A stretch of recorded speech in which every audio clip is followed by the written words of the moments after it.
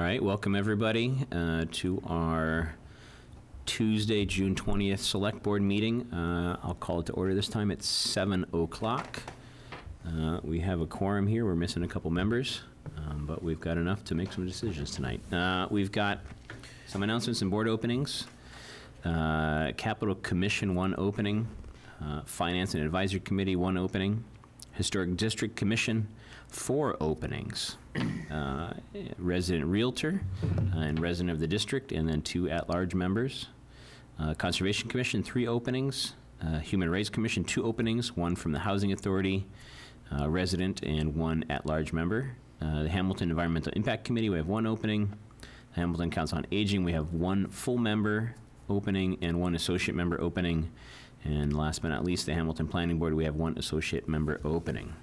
Several of those may be filled in the upcoming appointment section, just so Correct, people know. yeah. So next meeting, hopefully there'll be far fewer than that, But if you're feeling volunteery, please, still got plenty you can do. still have plenty of openings. All right, now we have 3 minutes for any topic not already on tonight's agenda for public comment. If you're online, please raise your hand. If you're in the room, step up to the microphone, and then just state your name and state your statement, I guess.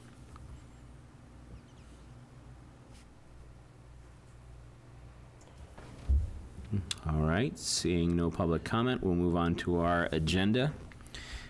We have a PFAS retainer agreement, discussion and vote. And Joe, can you explain this to everybody? This is, I'll kind of say one thing, it's kind of similar to our, I should say, our nationwide opioid settlement. Can't speak tonight. And this is kind of a similar type of a thing with DuPont, 3M, et cetera, with litigation and money, and this will kind of help us, if it does come to fruition, get the money and do good things with it. So, yeah, so as Sean said, this is kind of geared at some ongoing litigation against Dow and DuPont and some of the larger producers of forever chemicals known as PFAS, per and polyfluoro, blah, blah, blah, I don't know how to pronounce the whole word. These chemicals are largely, have been circulating in our environment for a very, very long time at this point. And as I said, the producers of those are being sued in federal court in a class action suit, similar to the way state's attorney generals attacked the pharmaceutical companies over the opioid epidemic earlier in the last decade or so. So I had a conversation with KP Law about how we could protect our interests in the class action suit, and Tom McEnany informed me that the KP Law has already entered into an agreement with another firm who is a part of that litigation. What you have in your packets is a retainer agreement. The short of it is that there's no cost for us unless there's an award, and then any costs that are associated with our award would be taken out of the award.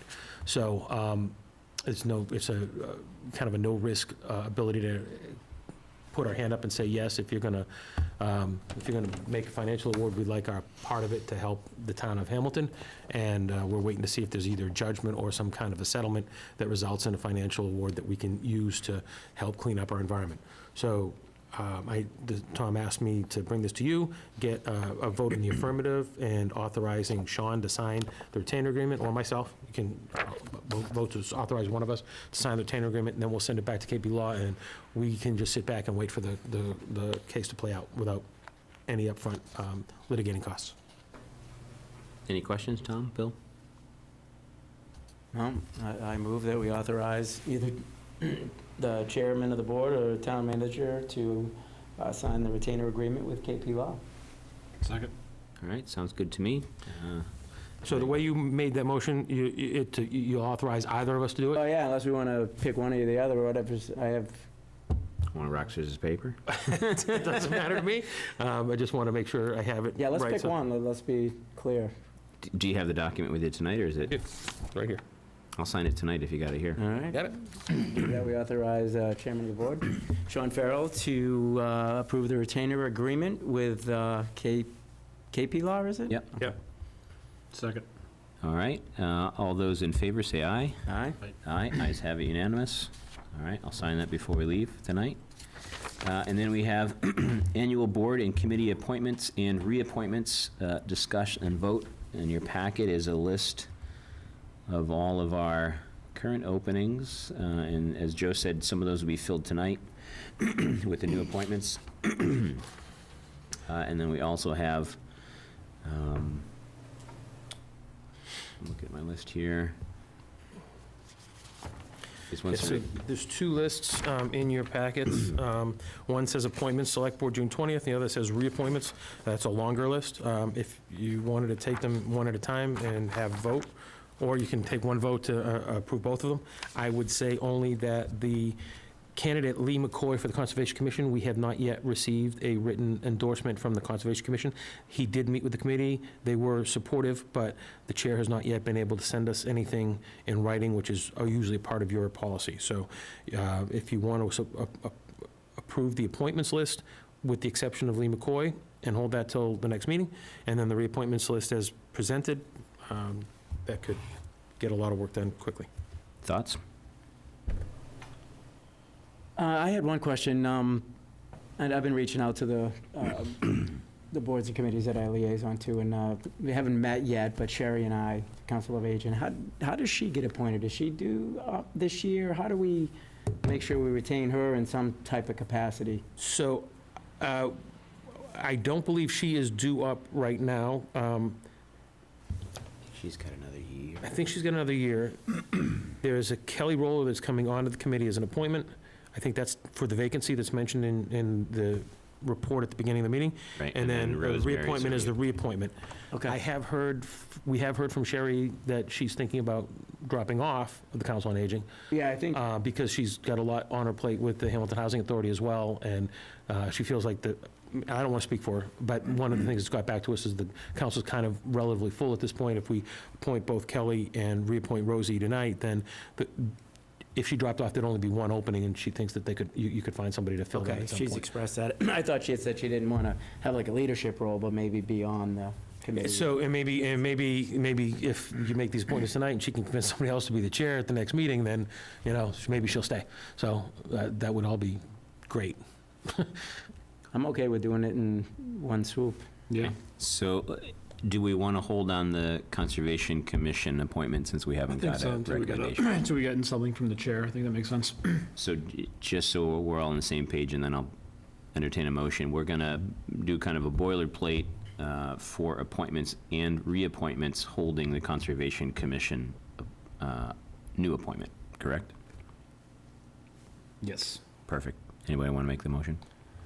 I will make a motion to approve the appointments, the new appointments, as well as the reappointments, absent the Conservation Commission, Lee McCoy, which we'll do at a subsequent meeting. Perfect. Second? Thank you. All those in favor say aye. Aye. Aye. Ayes have it unanimously. Thank you. All right. Thank you all for getting reappointed. If you're listening to this or listening to this in the future, and if you're new, thank you for joining us. All right. Up next, we have accept gifts to the Patton Homestead, discuss and vote.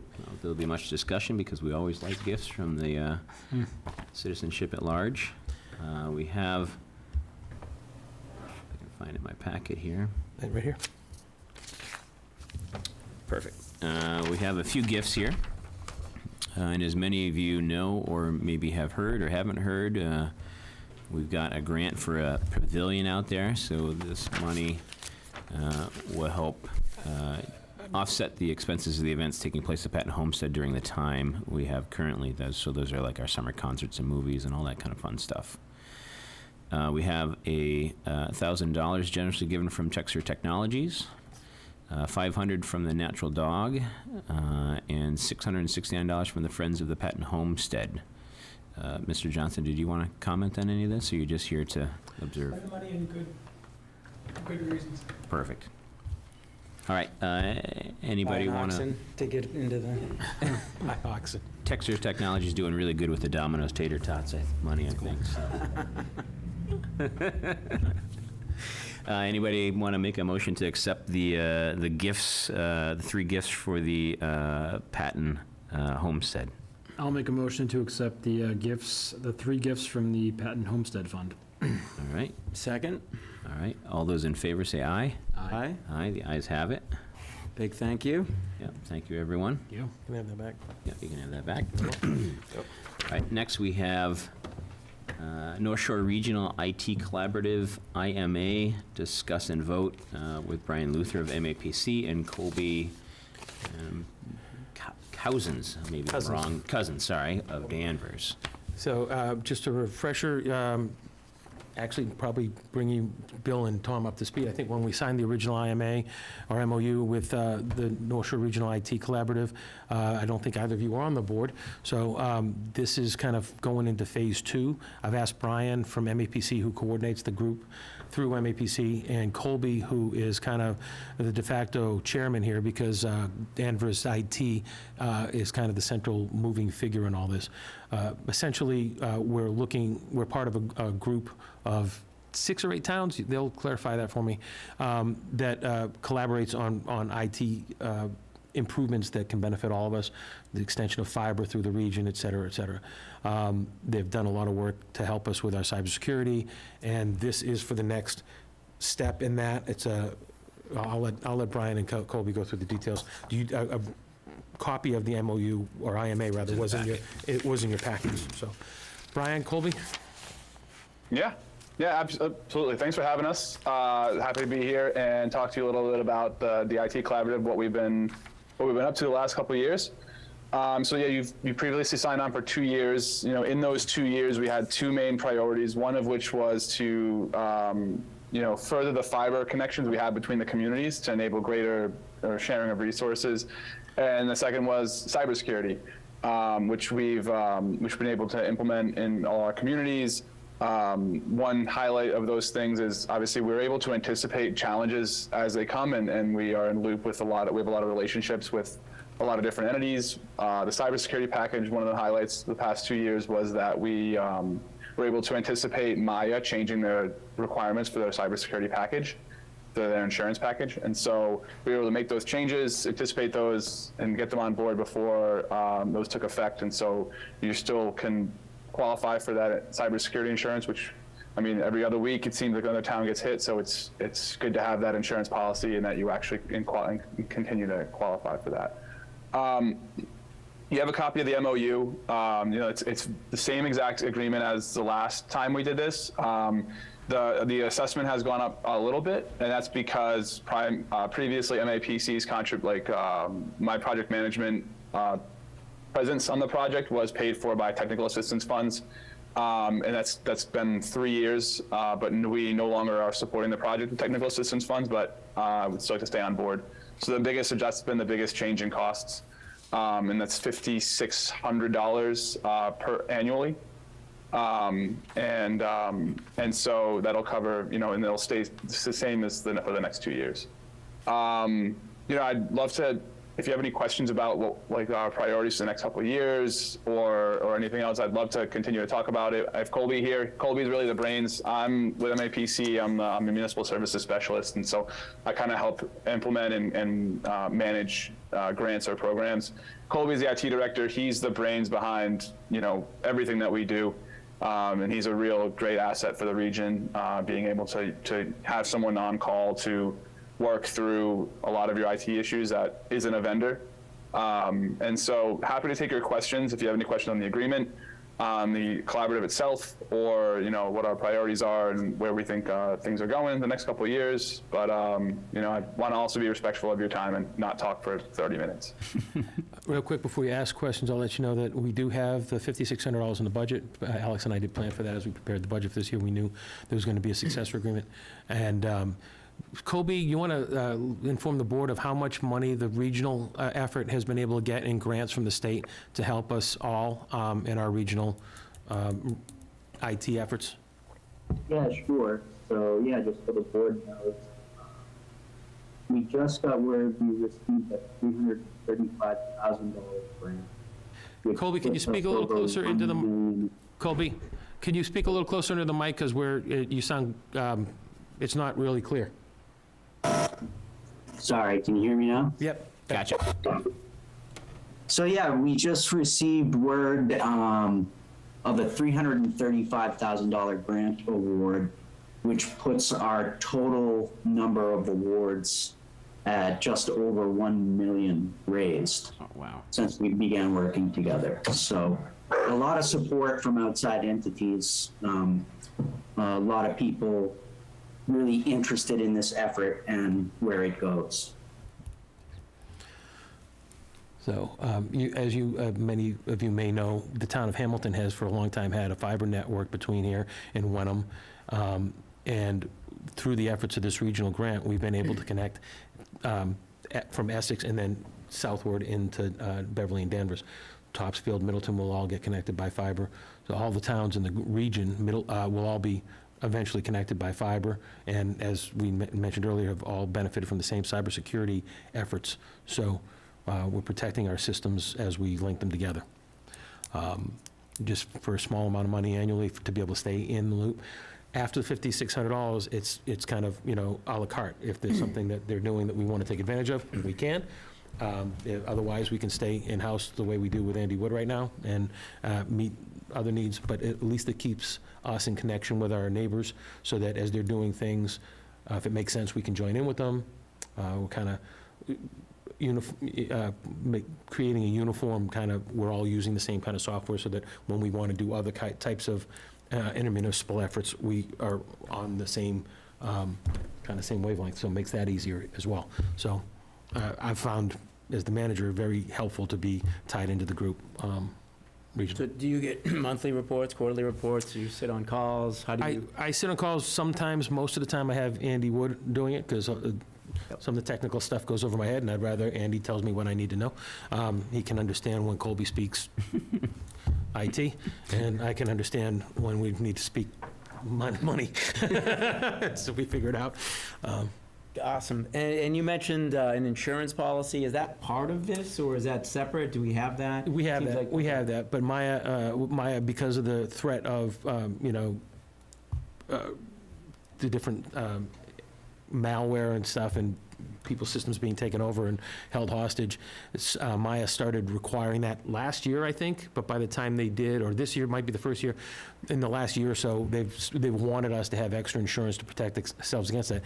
And they've wanted us to install additional measures, dual factor authentication, things like that, to make sure that we're kind of impervious to that, different firewalls and things that we've had installed. So all that, a lot of that effort we did with the regional group, and therefore when Maya was looking for the additional assurance, we had it, we were ready to go. Good. Yeah, And- but a and- lot of. And Andy was connected with Colby and his team as they were implementing that stuff, so we stayed up on it with them. Yeah, a lot of insurance companies within last year now requiring two-step verification on accounts and things like that, just as a baseline, so. Tom, I know you've emailed me a few times about some cybersecurity stuff and Yeah, anything? yeah, a couple of questions. Excuse me.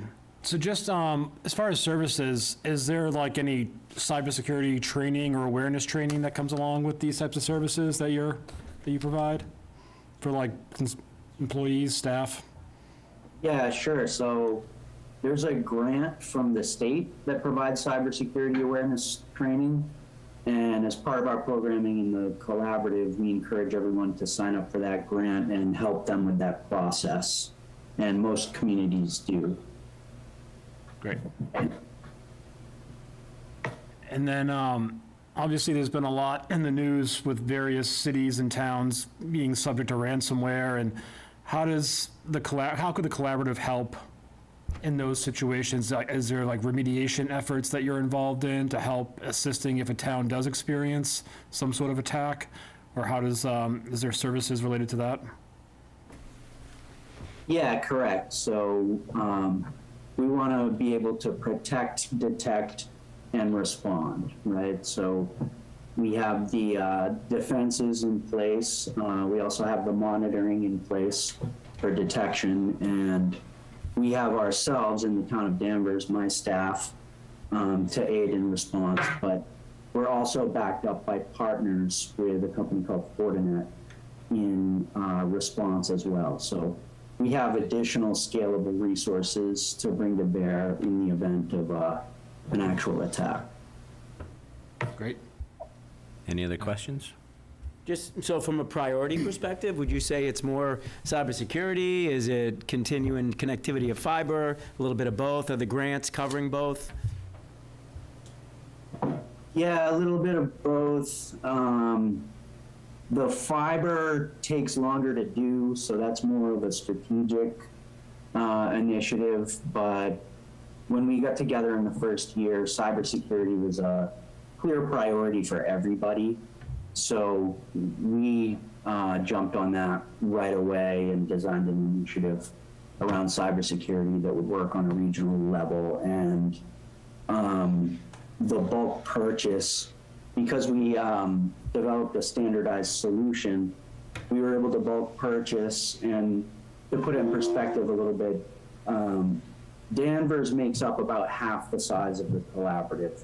The other 6 towns together are equal to the size of Danvers. So for me, I was able to double my purchasing power by working with you guys, but you guys are like 6 times in your purchasing power. And that led us to a 25% annual cost avoidance on the renewal of our cybersecurity solution. That's pretty good then. That's great. There's definitely a benefit in that. So you deal with third parties for some of these solutions? Have contracts? Correct, yes. So our participation in the MOU makes us a party to their, anything that Danvers That's a good Right. reach. Yeah. At a We good get the cost, advantage from 5,600, wow. Yep. So Yeah, this and opens for the like next 2 Joe years. mentioned before, it's all a la carte. So like that initial, that 2-year agreement that we're here is like the base assessment, and then like the cybersecurity package has its own annual assessment that's already in your budget. But again, each of the purchases that we make, we bring to everybody and make sure that they're okay moving forward. And you always maintain that autonomy and that flexibility to like say like we want to be a part of this. You know, this is not necessarily might not be for us right now. And we often plan around like each individual community's like schedule, and you know, you all have third-party contracts with existing vendors that that was one of our biggest projects, was to just inventory those in the last 2 years. And so when those contracts come up, you know, we are there to like help you with either your decision to renew or replace with a new service. But you know, Colby's able to give you, you know, like unbiased, clean, you know, info and recommendation, just because, again, he's not a third-party vendor that's taken home, you know, commission on anything. He's just really active and cares about each of the communities. So one of the other reasons I like the collaborative is because, you know, right now our IT is handled by Andy Wood, who's remote, and he's done a fine job for us. He's the architect of our infrastructure, and he knows it inside and out. Over the last 2 years, he's worked with Colby and Colby's team. They have an understanding of how our stuff works. If for any reason in the future, Andy and we decide to part ways, we can go to Danvers and just transfer that contract to Danvers and have Danvers pick up a lot of what Andy's been doing for us, and we won't have, you know, we won't be Transition have to will be be- scrambling. The transition will be smoother. So they offer desktop type services? They can at a cost, right? So we just have to negotiate that cost with them based on, you know, what we need and what we've been getting from Andy, et cetera. So it gives us a backup solution if we need it. Yeah, Middleton just signed on with a shared staffing agreement with Colby. So instead of hiring a full-time staff, they pay Colby like his department a piece, and they have a person that's at Danvers but is tasked with the account for Middleton, and it's worked out. That position's filled, and it's worked out really well so far. This is something that's replicable for any of the communities that are interested. Gotcha. So in your other 6, I think you said, communities, you deal with their schools as well, specifically? Or, I know we have a regional district, so I don't think it's on there, but in other communities, are the schools like Danvers part of all the cybersecurity protections? Yes, in Danvers, the schools are.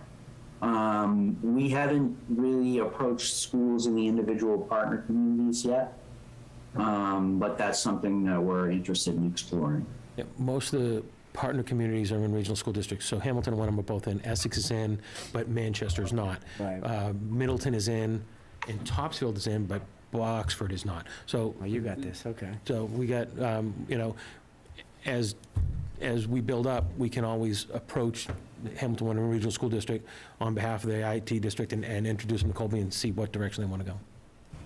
Great, Yeah, really good. I like it. All right, any other questions? Brian, Colby, thank you so much for joining us and giving us all this up-to-date information, and a good IT department you really don't know is there, so hopefully we don't see you again, but you're behind the scenes doing all the good work for us. I appreciate it. Can I get I'll a- say. That's how you know we're doing your job. Sign it? Doing the job. You never hear from us.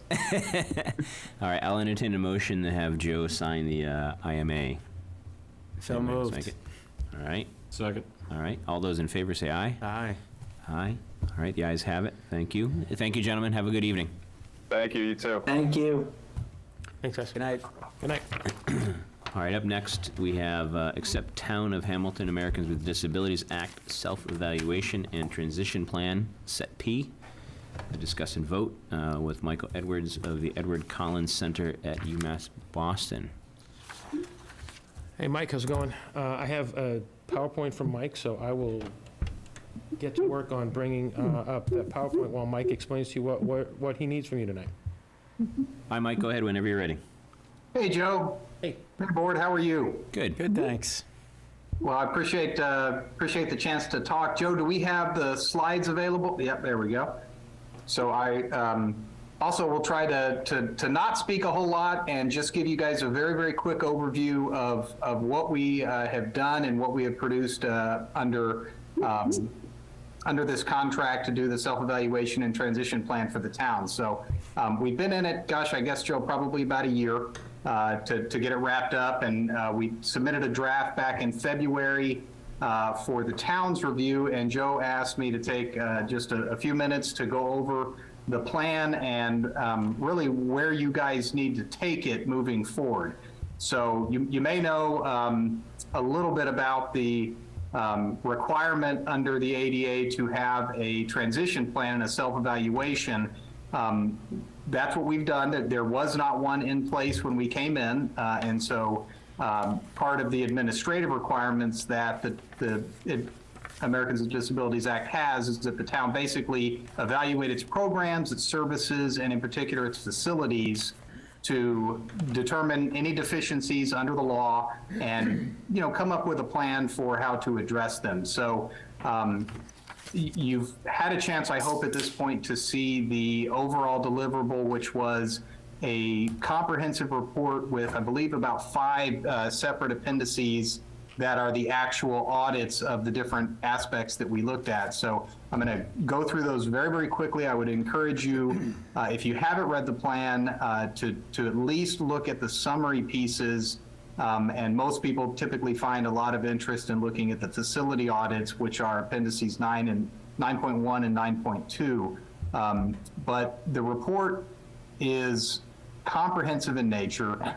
We spend a lot of time on the front end looking at what we call the administrative findings and recommendations, because that's what really establishes your foundation for complying with the law. So I'll talk a little bit about that in the next slide. We do review all of the town programs as well, including the website, and then do that comprehensive facility analysis. So what we cover really is an audit of the 10 town-owned properties. We looked at the 3 parks, the cemetery, the landfill. To meet the requirements of the law, we do involve the departments in a questionnaire where we kind of use that as a baseline for the services they offer, different types of accommodations that they make for individuals with disabilities. We conduct, as part of the public input requirement of the ADA, really 2 pieces. One is the public input survey. We didn't have a great amount of response to it. We advertised the heck out of it. I believe we had about 37 people actually provide input, and it gives us a little bit of information on things that we might miss when we do our audit. And then since the act was passed, you know, we're almost 30 years past passage.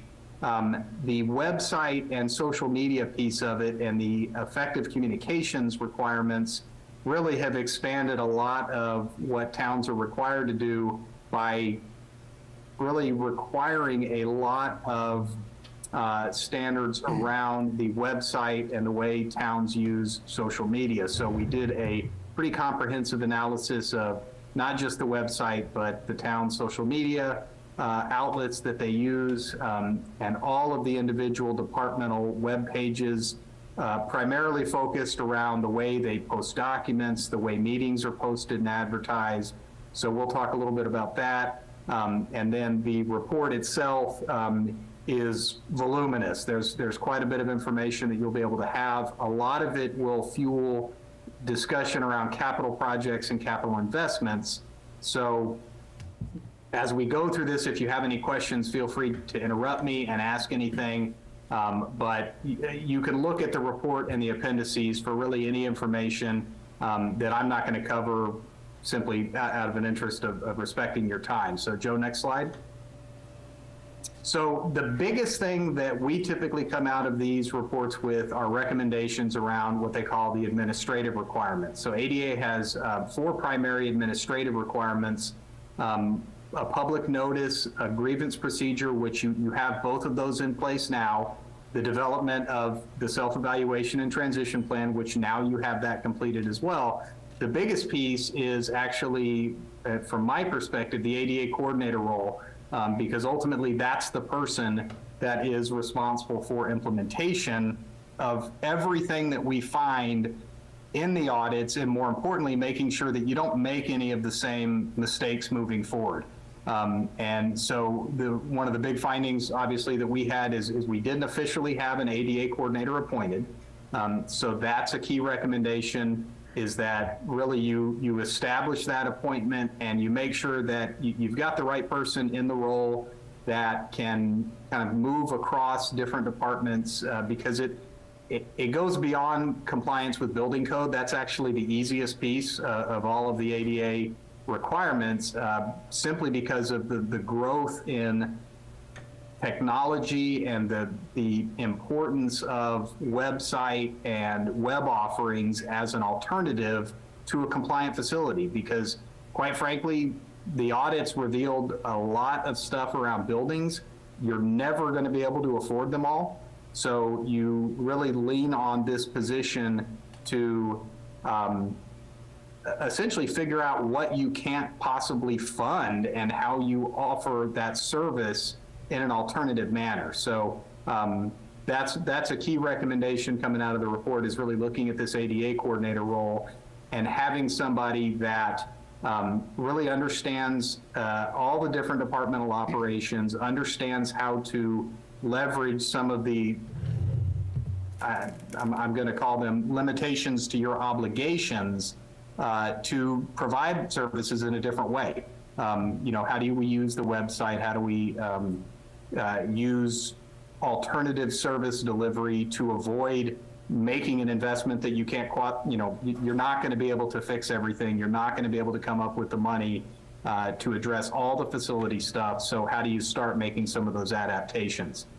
The other big piece is really around the administrative requirements of providing that public notice and making sure that you have information posted on your website about how to request accommodations, that's really ingrained in the way that you communicate with the public on meeting notices, any material really that you're pushing out there. And so you'll find a lot of information on the front end of that report on how to do a better job of pushing information out there on how people can find alternative ways to secure the programs, which is really what ADA is about. It's not necessarily making sure all your buildings are compliant, although that's a huge piece. It's making sure your programs are accessible. So that first section of the report really is dedicated to a discussion around those administrative requirements and how you can meet those obligations. Next slide, Joe. Hey, Mike, is that like appointing an existing employee? Is it a full-time job? What's the? There's no specific requirement for what that person has to be. The ADA requires that an employee be designated as the responsible employee for ensuring compliance. What I have found to be particularly effective in towns of your size is not necessarily to look to the building official as the ADA coordinator. That seems to be the default that most towns do. But with the growth of web programming, with the growth of hybrid meetings and all those things, typically you're better off looking at somebody in the town manager's office just to wear that hat in addition to their duties. And it's somebody that can have just a broad-based understanding of all things accessibility and understand how to implement a huge variety of policy tweaks to make sure that you really don't just take a focus on building code stuff. I think Joe's role right now has actually got him listed in a couple of documents as the employee responsible for accommodation requests, but then you had somebody different as in some of the public notices we found for that.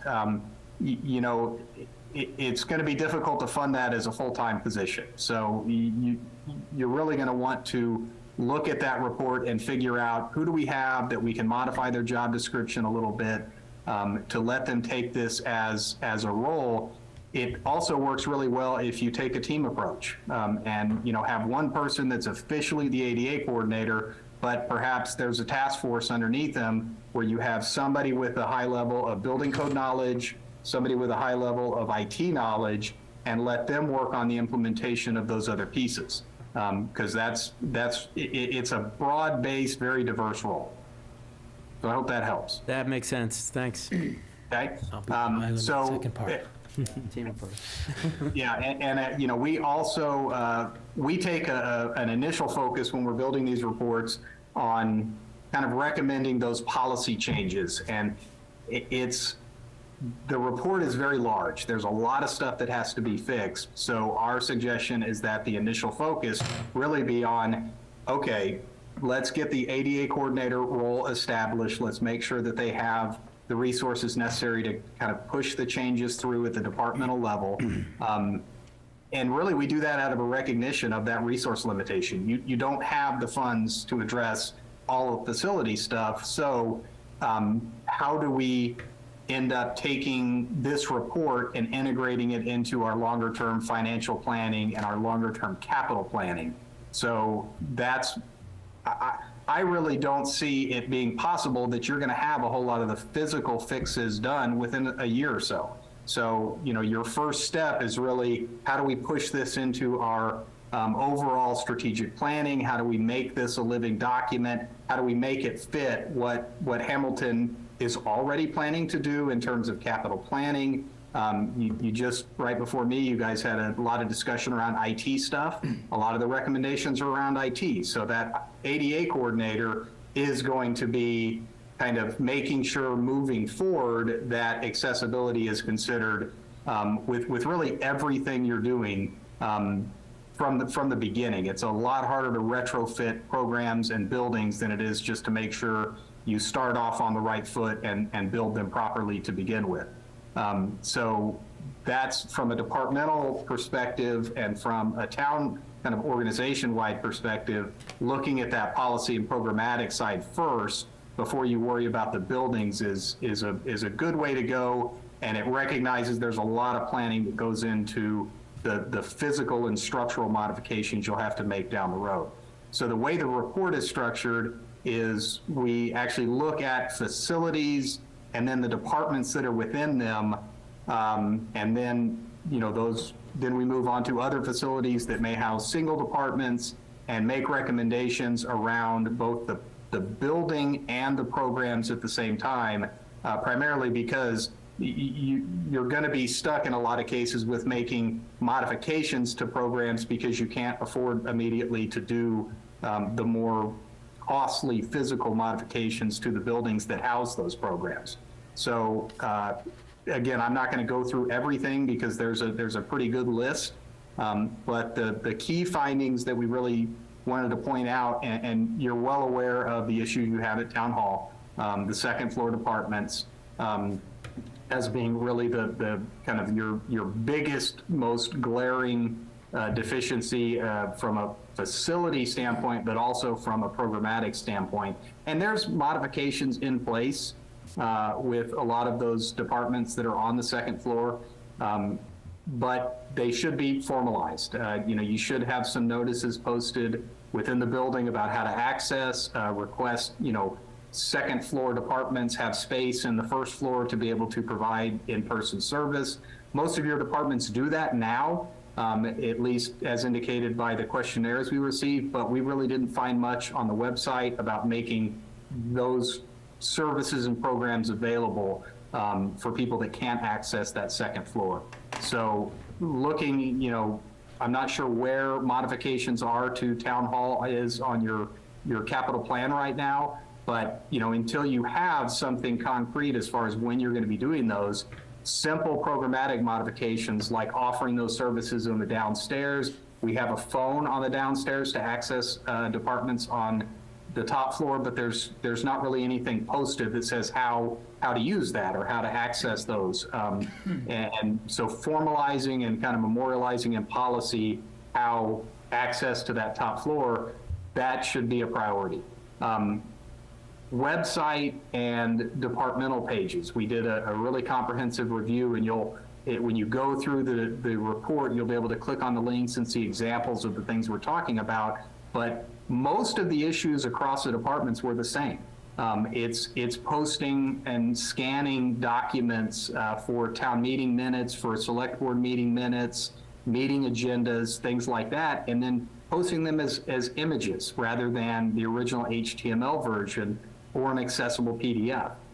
That's by and large the number one issue that we saw across all departments are image-based postings of really important materials. And so even as an example, your form for the blind and disabled veteran statutory exemption for property taxes, it's posted, it's not an accessible posting. It's an image-based, so a screen reader can't pick those kinds of things up. So that kind of thing is really consistent across most departments, and that's the thing that the ADA coordinator will kind of work to facilitate the training on how to do those things, and making sure that there's also periodic audits of that internally. Clicking on postings, making sure we're not just taking something, sticking it in a scanner and posting it. Those kind of things are not accessible to screen readers, and so it leaves a lot of people unable to use them. Public meeting access. That was another thing that came up across several different departments, that it's not, it's gotten better since COVID. We've gotten very good at doing hybrid meetings, but since we've gone back, a lot of those meetings are now in person only. So when we have an inaccessible facility or we have issues where access is a problem, keep them as hybrid. Again, that's kind of your low-hanging fruit and your easy fix is doing the things that we did during COVID and continuing to do that. Joe, I don't know if you guys have formally adopted remote participation in meetings by the board since the governor's executive order expired, but that's an easy workaround to inaccessible facilities where you might be hosting public meetings. The legislature continued remote participation through, I think, 2025. Yeah, I think so. April of 2025, Okay, so then- right now we're still and operating. Whenever that expires, it's an easy board vote to make that a permanent thing for the town too, so. Yeah, and I think that's something that we'll plan to do Yeah, I in the think that's the future. We intention. just Yeah, and that's, and also, making sure that all that information is included on the meeting notices, as well as how people can request accommodations. But that was consistent across numerous boards and commission meetings that we saw, were, inconsistencies around the way notices are posted, the way agendas are posted. So we've got every example that we found on the website included in those, in the report appendices and in the body of the report. We found a few things on the Comprehensive Emergency Management Plan, about 7 different recommendations, mostly around the sheltering plan that's in there, but you can find those things specifically in the report. We do have a section on that. The other piece that comes up is, so ADA doesn't specifically, or the guidelines do not specifically address right-of-way issues. They address facilities, and they offer building code solutions to those facilities, but there's a little bit of a gray area around the requirements for pedestrian facilities in the right-of-way. That came up a little bit in the public input survey. There were obviously some issues noted in the way that facilities in the right-of-way, like sidewalks, crosswalks, signal heads, audible signals, are dealt with. The Complete Streets policy addresses this, but they do refer to CMR, 521 CMR, which is the state building code, which actually has no authority to address issues in the right-of-way, and hamstrings you a little bit with the way that solutions are provided, because you've got a Complete Streets policy that says you're going to follow building guidelines for facilities within the right-of-way. That's going to be very difficult to do, so you may want to go back and look at that Complete Streets policy and perhaps consider changing those to the public right-of-way accessibility guidelines, because it's much more tailored to the right-of-way. It's very difficult to follow 521 CMR in the right-of-way, where you may have streets that slope greater than those building code allowances will allow you to develop your curb ramps, your crossings, your sidewalks around. So you'll see some more information on that in the report, but that's another general thing that we did find in reviewing some of the town policies. So next slide, Joe. So here's really where the bulk of the information that we provide sits around, and it's actually found in 3 places in the document, these facility audits. So we cover them from a departmental perspective, how the facilities facilitate the offering of a program or service. We also present them in the actual transition plan itself, which are the series of tables in section 7, where we summarize all of the priority action items. And then, of course, you've got the full audits of the facility, which cover absolutely everything that we found in a building. And that's the piece, that section 7, that ultimately the town is going to have to figure out how they want to prioritize. We put our recommendations for timelines around those things, but you need to make this your plan, and you're going to need to kind of go through those things and decide, is it really feasible to have certain projects in the timeline that we've recommended in the report, and you need to change that to fit your capital planning environment, where you guys want to address, your resources, and how does that fit with all the other plans that are out there. And this is really the piece that the ADA coordinator is going to have to figure out over the next year or so, is what is our real timeline on all these facilities? Because ultimately, there's no prescription in the ADA for how fast you have to get this stuff done. Obviously, it's unfortunate that things were built under building code and weren't built in compliance, but you can't really address a lot of those things now without pouring a bunch of money into existing facilities. So what you need to do is take this plan, start thinking about how it fits into your overall strategic plan process, and changing those timelines into something you can actually achieve. I would much rather see you guys have a much longer timeline on a lot of these projects and remedial fixes on buildings than have a plan that you can't possibly follow. So that's where that ADA coordinator and that review of the facility shortcomings becomes really critical. You've got to make this fit your timeline. If it stretches things out, but it's realistic and achievable, that's a much better thing to have in a plan down the road if you're ever subject to complaints. If you ever have to stand up and defend something, you're going to be a lot better off having a plan that you're actually able to follow, recognizing the resource limitations that you have, than to have our recommendations for timelines that aren't realistic. So that's a big piece of your next step. But obviously that town hall issue on second floor, and also the parking and the accessible routes, should be a priority. How are you going to make the second floor accessible?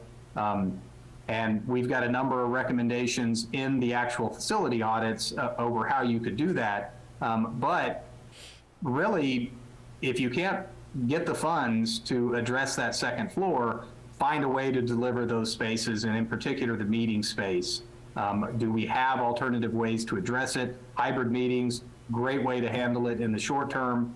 The next little section we have, these were consistent across at least 4 facilities.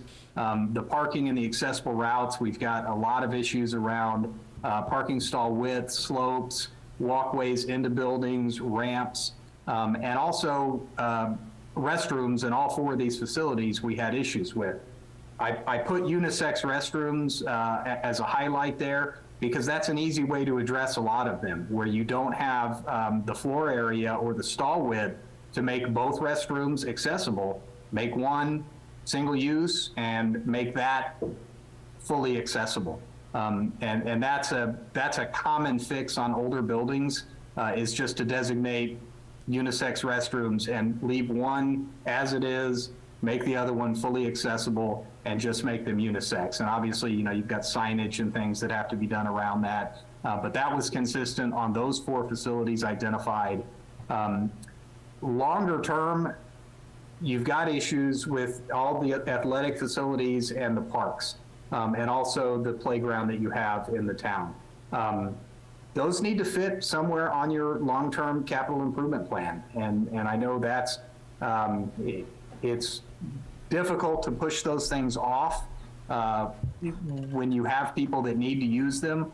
But if you have them in the plan, if they're in a realistic time frame, you've got a plan for how you're going to address them within the time frame of your CIP, you're going to be able to point to that plan if you have issues down the road where you have complaints, you have people that aren't able to access them.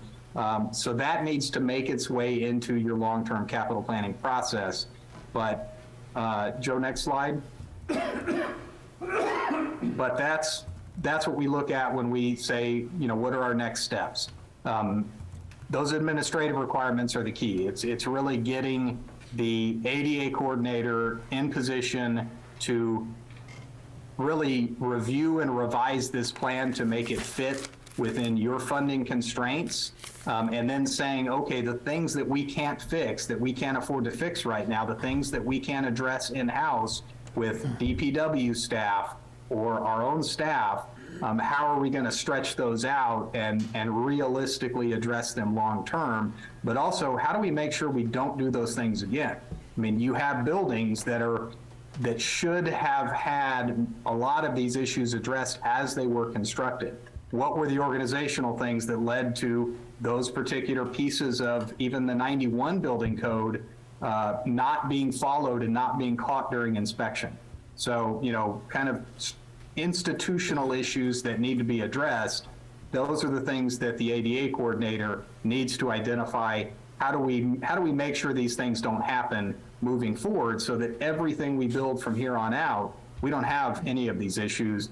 And then how do we set aside the resources over the next, you know, 1 to 10 years to address all the things that were deficient either prior to ADA being the law or even after it was?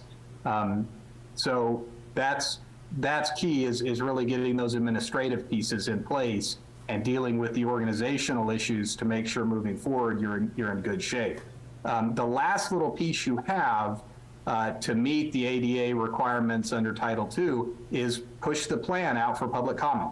And Joe and I had talked about a couple different ways to do that. There's not a specific prescription for how to do that, so it can be enough to simply introduce it in this meeting, adopt it as a draft plan, and leave it on the website with some kind of mechanism for people to make comments on it. That's a requirement, but it's also useful. You know, take some public input and find out, listen, what are the real high priority things that we can do that will help us better prioritize the things that are in the report moving forward. So that public comment, that's kind of on you guys to figure out, how do we want to take that comment, and then how does the ADA coordinator address that in the next iteration of this plan and make it a final version. So the other thing that the ADA coordinator is going to need to do is look at the recommendations in the plan around the posting of documents. That was, again, consistent across all departments. nobody does it right in any town across the board. So the best way to fix that is really deal with that from a, staff training level, provide some resources on how to properly develop accessible PDFs, post things to the website, not make these, you make great brochures and things like that, and then you scan a picture of them, but that's got all the information about a program and now it's not accessible. So having some good training around that will fix that stuff moving forward. I don't think it's realistic to assume that you've got the time and the resources to go fix everything that's been posted up till now, but make sure you're posting things properly moving forward. And then use your public input mechanism to figure out what of our historical stuff needs to be prioritized for fixing moving forward. So that's, in a nutshell, that's your responsibility moving forward. It's just figuring out how we're going to take all this stuff and start to integrate it into our regular policies and procedures, the way that our staff operates, the way our departments operate, and then how does this fit into our bigger picture capital planning process. And that's really different for every town, and there's no best way to do it. It's take the processes you have and figure out how to push the facility issues into that capital planning process. So that's the short version of what I think, Joe, was a couple 100-page report. Do you guys have any questions? Yeah, just to be clarified, you had like you didn't have the whole report in your package today. You had like the high level, the got the executive highlight report. You reel. don't have any of the appendices. That's all there. The report is on the town website already, but I think that I hope that after you guys ask your questions, we can have a vote to make sure that we're promoting that it's on the website and invite people to comment on it over the course of the next 6 months or so. And then I can put together a task force inside of Town Hall, maybe one person from the board, and to liaise with it so that we can create a timeline for implementation and integration with capital committee and other committees that need to plug in. Yeah, I think that's a great idea. I mean, some of it's really going to be a heavy lift. Some of it seems like low-hanging fruit. Yeah. With some coordination. Some coordination, yeah. Yeah, whether it's postings or I don't know if you have a phone for upstairs and identify a place to meet, things We like do, that. but as Mike said, it's not really well, I mean, there's a phone downstairs and then there's a sign there, but it's not on any of the doors, it's not on any of it's not on the website. Unless you come in and see the phone, you don't know that Right. you can call upstairs and ask for somebody to come down. There's and provide always service. someone right or left as you walk Yeah. in. We could Yeah. somehow incorporate the Yeah. knowledge base, but yeah, no, Yeah, it makes sense. and Have the there's employee- a lot of employees- little low-hanging fruit in there that's going to simply be addressed by training and policy. Yeah. And fixing things moving forward. There's really not a whole lot of value in looking back at how things got deficient or non-compliant. It's fix the things institutionally that you need to fix to make sure it's moving in the right direction moving forward. Yep, agreed. I mean, Have the employees been surveyed on it or shown the report? They were asked to provide input, and some of them, a lot of the department heads got involved, below that level, not as much maybe, but everybody was offered the opportunity to comment on it, so. Yeah, and the way the report is organized, the departments will really be able to take their section, their department, and they've got a checklist in there of, hey, these are the things that we need to do at a department level. But again, I think what you'll find is that most of the departments do a really good job on a one-on-one basis. If somebody needs an accommodation, they make it happen. I didn't find any instances where a department was unwilling to help people. It's making sure those processes are documented in policy and formalized, and that they've got the training to understand, hey, what's an accessible document?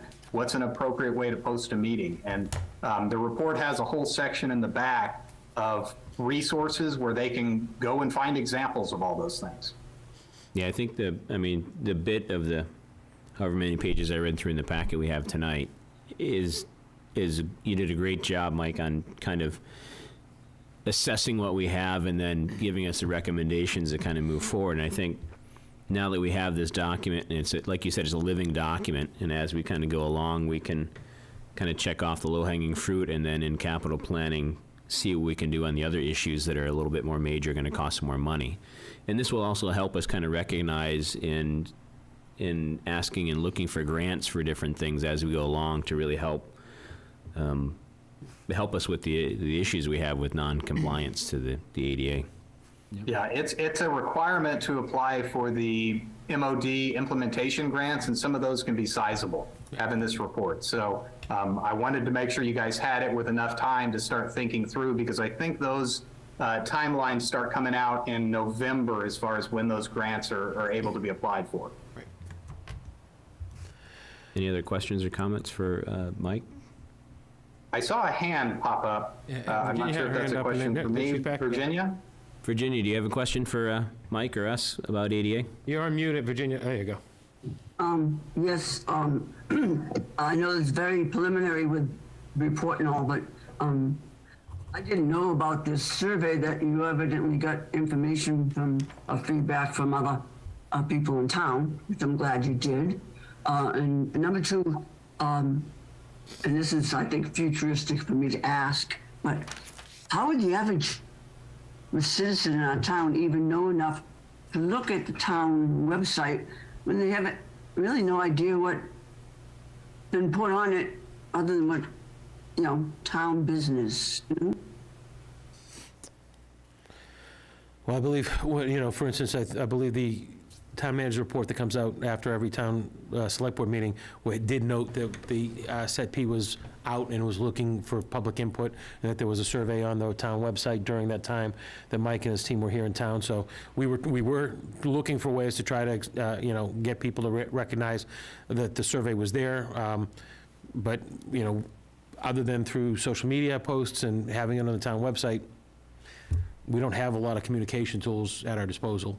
And I think one of the recommendations that Michael made was to have kind of a landed spot on the website for ADA issues, grievances, complaints, information, all, kind of everything in a nutshell. I think that'd be a good thing to add into the website to move us farther into that compliance. It's a common, and the upside is you do use a third party to do your website development. So they're very good at the actual, all the components for the most part on the website itself were accessible. It's easy enough to add that accessibility landing page.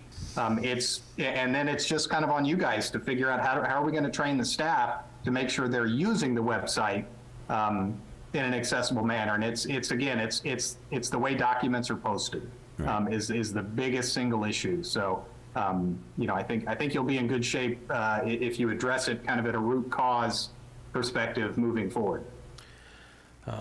One thing that might help with that is, I think as the board knows, I've been working on, specifically on minutes takers and how we post minutes and things.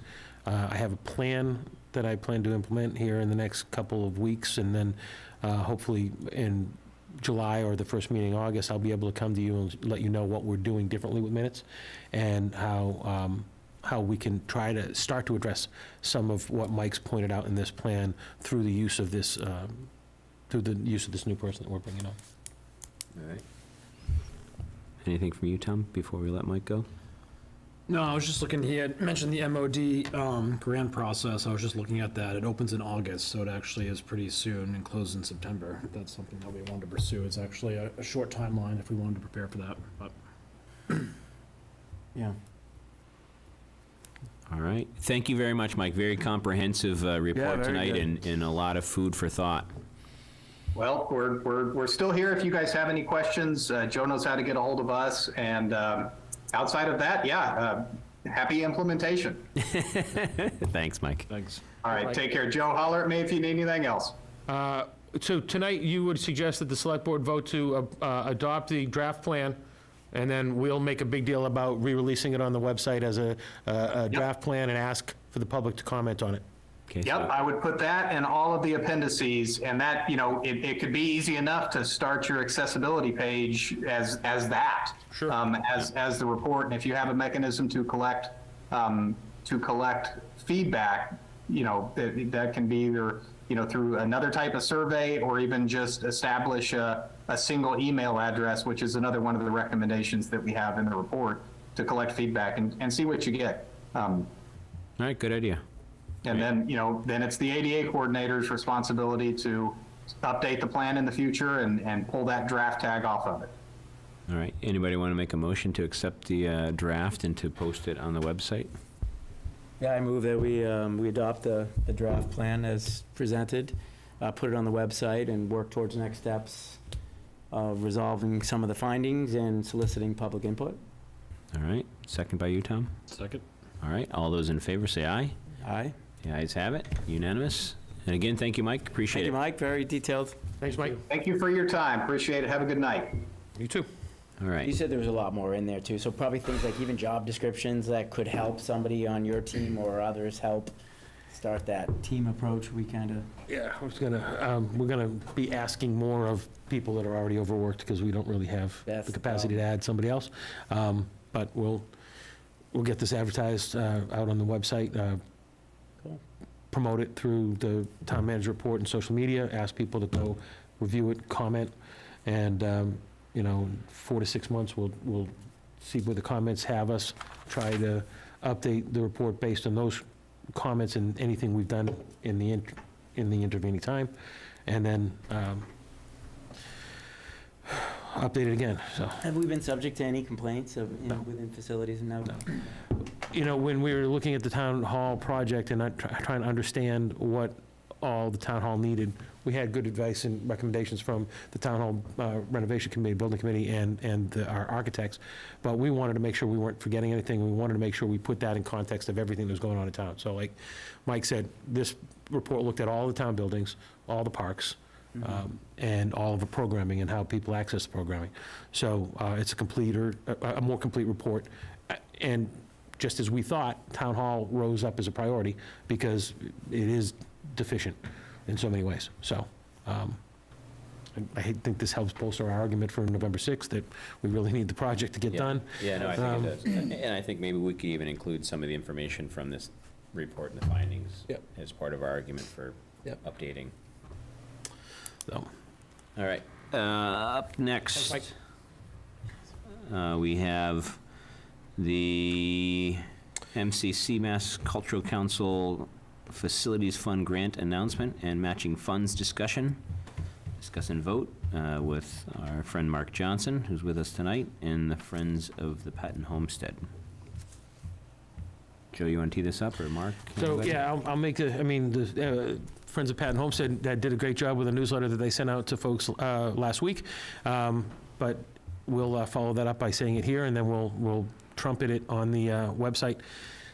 The town was recently awarded through a grant application that was spearheaded by the Friends of Patton Homestead and Holly Erickson, the Patton Homestead Director, for $87,000 from the Massachusetts Cultural Council Facilities Fund. It's a matching grant, requires the same 87 be matched in order to access all of it. So Mark, I think, is here to talk about something that the Friends of Patton Homestead would like to propose as far as a way of coming up with the matching funds. And then the board can consider how you want to approach that. There's probably a couple different ways to look at it. As we get into that discussion, I can let you know about an email I got from Peter Godot today, some input we've had from Sean Timmons. So there's a couple different options for you to consider.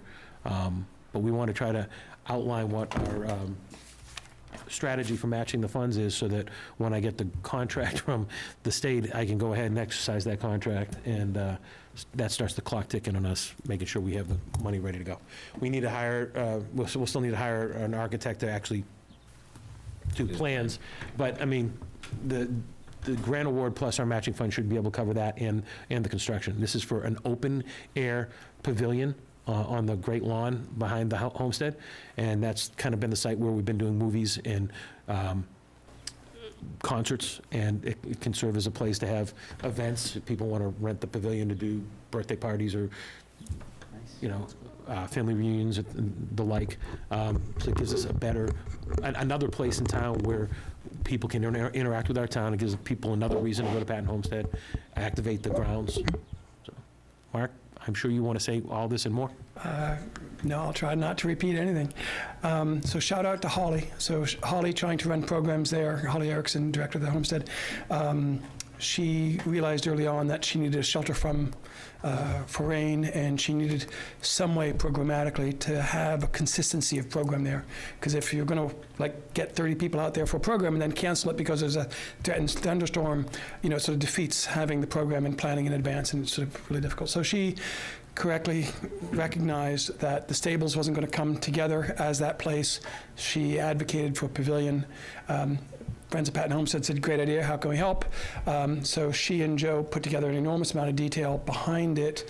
Friends of Patton Homestead took that detail, wrote it up into draft, went back and forth with the town, made the timing for the MCC, and therefore got the proposal in. And, you know, wonderfully, the town was granted it.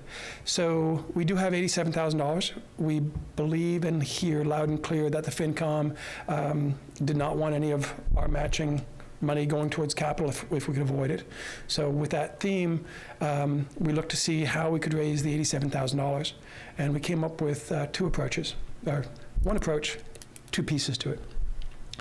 The first is, as you may recall, when the land was spun off to make Patton Ridge, over 2 successive years, might have been a little bit more than 2 years, we put $500,000 into a stabilization fund for recreation fields, anticipating that we would have the money and the issues that we now have with the rec program. That money's been sitting there since then. It was put into town meeting vote with the condition that Wenham match their share of it if it's going to be for joint recreation. Wenham, of course, hasn't sort of prioritized putting that in their capital, so it's still, that money is still there now. It has now accreted, or with inflation, interest. It's now about a little bit more than $600,000. And so it went into the stabilization fund. It took a 2/3 vote to go in, and it'll take a 2/3 vote to come out. So it occurred to us that we could take $50,000 from the interest and ask the group that was promoting the fields and the schools and the towns and FinCom, everybody who might have a say in it, and it may be in everybody's interest to get the pavilion up and running. It's within enough of a bucket of making, having a good resource for the town. It's not a decision for the Patton Homestead. For the Patton Homestead, Friends of Patton Homestead, or PHI, our nonprofit, it really is a decision of the town. But we had recommended if we took $50,000 from that, Patton Homestead Inc. would raise the other $37,000 or $37,500, whatever the number is. So we've told Joe and Holly that if we can get the town to find a source for the $50,000, and by the way, this is a good one, we'll raise that $37,000, and we'll try to do it on a time frame that would tee it up for whatever decision we have to make at town meeting in November. Because it would be a vote of the town. Sean and some others have some really good ideas for alternatives to that, but thematically they're the same. Whereas there's, using the interest for a purpose, and then with fungibility of money, sort of perhaps doing things with Patton Park rather than Patton Homestead. But the concept is the same. That interest is not tax base. So it's not coming it's not affecting our tax bottom. It's not coming from CPC. It is cleanly funds that have accreted or with interest appreciation in the ensuing 8 to 10 years. So that's brilliant. What are the restrictions on the 500 to begin with? I mean, is it about fields, and is it open pavilion in a field? Is there some compliance to the 500 itself, or? My understanding, and we kind of went a lot over this right at annual town meeting, because we were trying to figure out how to use those funds to help with the athletic fields project. There was a lot of it being tied to if Wenham did something, so that's why we couldn't dedicate any of that money directly to the athletic fields project. Mm-hmm. But the board at that time, based on what we were getting from town council, had said that we would take those funds and use that to kind of diminish Hamilton's share that needed to be raised through taxation. It wasn't very specific on how it was just for, athletic fields Sean Timmons did say that if the board felt that you wanted to hew more closely towards athletic fields, you could take 50,000 out of that and put it towards Patton Park, and then instead of using $100,000 of ARPA money towards Patton Park, as you had agreed to do at the capital plan in April, you could put $50,000 to Patton Park and $50,000 towards Patton Homestead instead, still not cost yourself anything else. I do have some information from Wendy Markowitz. We have a little bit more in ARPA left than we had thought. It's actually a bit over $600,000. So you have the ability to take the 50 from there regardless. So you have a couple different ways forward that isn't tax revenue, isn't from the general fund, and does help us both meet the grant and help in the way that the Friends of Patton Homestead are asking us to. So really kind of up to you. I'm not going to ask you to make a decision tonight. I think a little bit of a discussion about what you think might be right, and then we can tee it up for a vote at the next meeting. Would give us plenty of time on July 17th. That way there you can take it back and think about it and Yeah, I just, feel this out there. Mark, Peter- you mentioned two-thirds vote, so to come out of that, you need a Yeah. two-thirds vote? It's not like put in for the use of? Right, Yeah, that's true for any stabilization, right. any stabilization fund with mass towns. I'm not sure about cities. It's 2/3 to go in and 2/3 to come out. Even if it goes in on a specific use? Right. That's right. Gotta- You can always change your use with the. Right, but if you bring it back with the specific use, I Yeah. don't see why you need to, I didn't realize that, that's good to know, but, Yeah. So no, I put it in under, with this use in mind, and now I gotta take it out, and same vote. Well, you can think of, imagine using it for something other than the fields.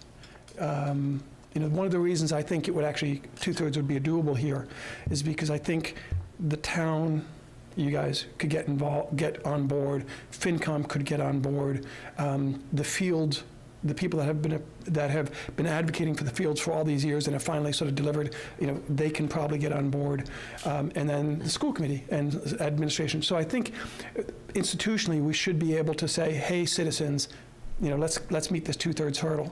It is still a 2/3 hurdle. No 2/3 vote is ever easy. Zoning issues are more difficult, but, this might be on the easier side, but it's still 2/3 vote.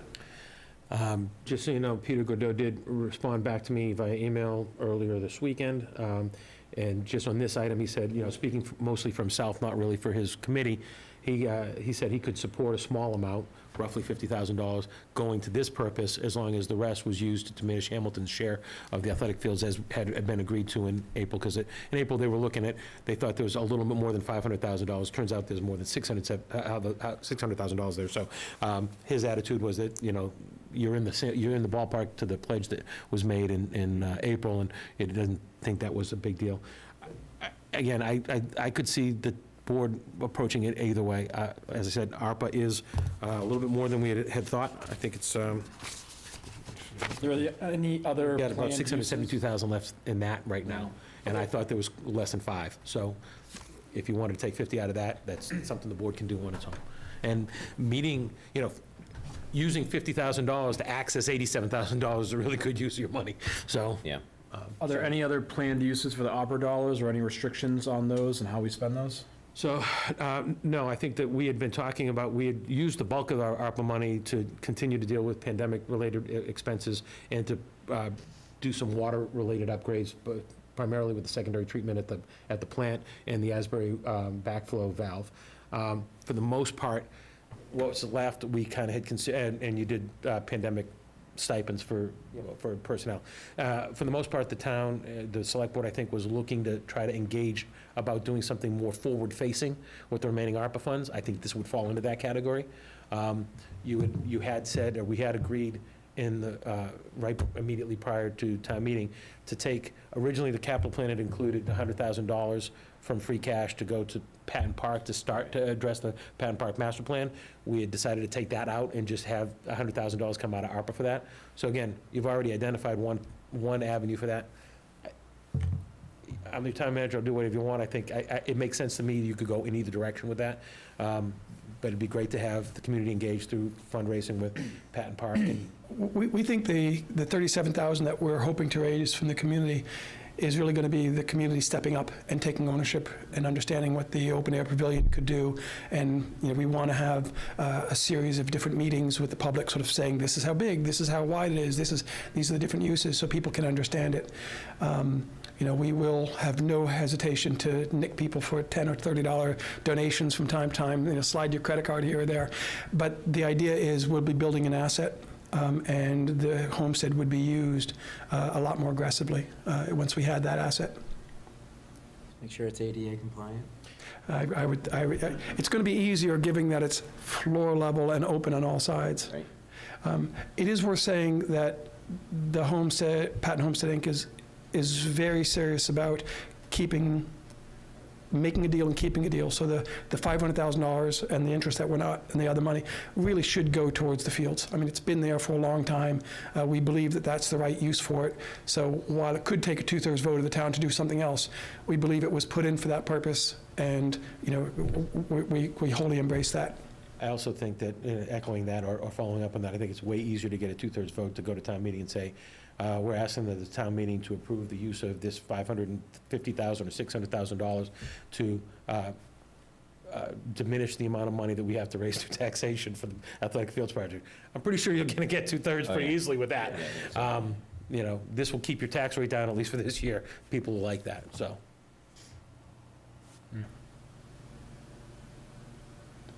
So Yeah, no, yeah, I'm just thinking, I guess we don't have to resolve it now, whether you just go the faster route with ARPA monies, right? And then what's more amenable, I guess, but. Fortunately, the state hasn't presented me with a contract yet and a pledge to come up with the matching fund, so I think we can, Yeah, a little bit of time. we can deal with this at the next meeting, or even the first meeting in August if the board wants more time. But we thought it'd be important to bring it to you, start the discussion, get your thoughts on on how we could meet our match, and then have you vote on it. Yeah, I think either way, whether it's the interest piece, it's important to call it that, right? That it's grown and we have, because I think we can tie the two together, especially if the schools could use it for, celebrations of some sort, championship teams, whatever, I don't know, maybe that's crazy, but. I would think operationally, oh, you mean use the pavilion? Yeah. Oh, yeah. Yeah, imagine that, championship team at the Homestead. Yeah, it'd be a great addition.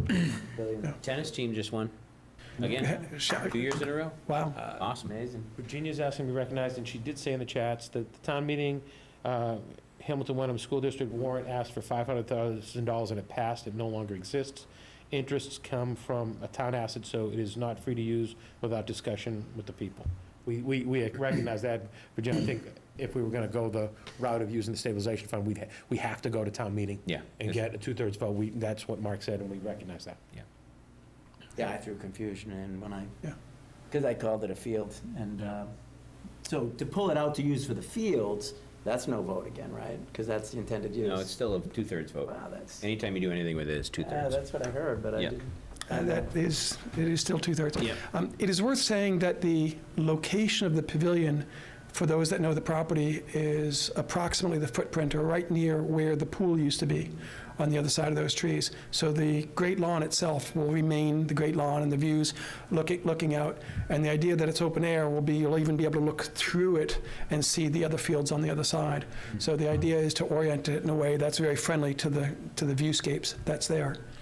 And I will say that this type of facility in some of our surrounding neighboring towns is well-used. I think Oh, yeah. Manchester has a facility like this, Danvers has a facility like this. It's something that is easier to activate and get people to engage with, to rent, Yeah. which, again, lends itself towards our goal of trying to have the property earn some of its maintenance cost. So.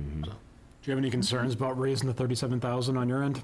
I don't think so. I think the trick will be how much can we raise by November? Yeah. So, because we're going to go to town meeting vote, it would be nice to say, hey, we've got the whole 37,000. We may have some number short of that plus pledges. So we have to do that. So part of what we'll be doing is working with the town to come up with the plan to raise it. But it's a lot easier to come up with 37,000 than 87,000. Right. So we'll try to do that. Yep. I got an idea for you, though, that a friend of mine works in another town as a a volunteer member, and they just had a huge fundraiser for the public library that exceeded their goal. So, We will, I will be in your office tomorrow. Virginia, do you still have a comment? Yes, I do. I was starting to chat since I thought that might fit in better, but yes, I was under the impression that the town was not going to be supporting the Patton Ridge with money for their budgets anymore. And coming to the town to help to get us to match more than 50% of a grant that's been worked at and gotten successfully is not the way to go. We're constantly find a way to give more money to Patton Ridge every time I see the turnaround. We even have put there one big paid person on the town budget by putting it into the park service. Come on, fellas. I don't know how you managed to do that, but if the town is not supposed to be supporting it, it's supposed to be self-sustaining, then let it be self-sustaining. I don't know how you can do it now because we are already paying the biggest one-line item they have every year. We are going to pay for their director all the time. So where's the division between Patton Homestead and the town? I love what Patton Homestead does. I want them to be successful, but I want the town to be consistent and do what it said it would do, and that is let Patton Homestead, after all these years of helping get everything going, be on their own and do their thing. That's just my opinion. But I think that's what the town said they wanted to do.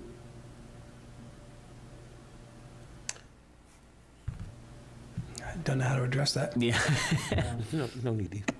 So it is worth saying that their revenue from Patton Ridge is now up to $187,000 a year in tax revenue. The reason we put that money in place, it was obviously a different budget going into the general fund because that's tax revenue. Right. But the reason we built those, we sold off that land, which generated the money for the stabilization fund in the fields.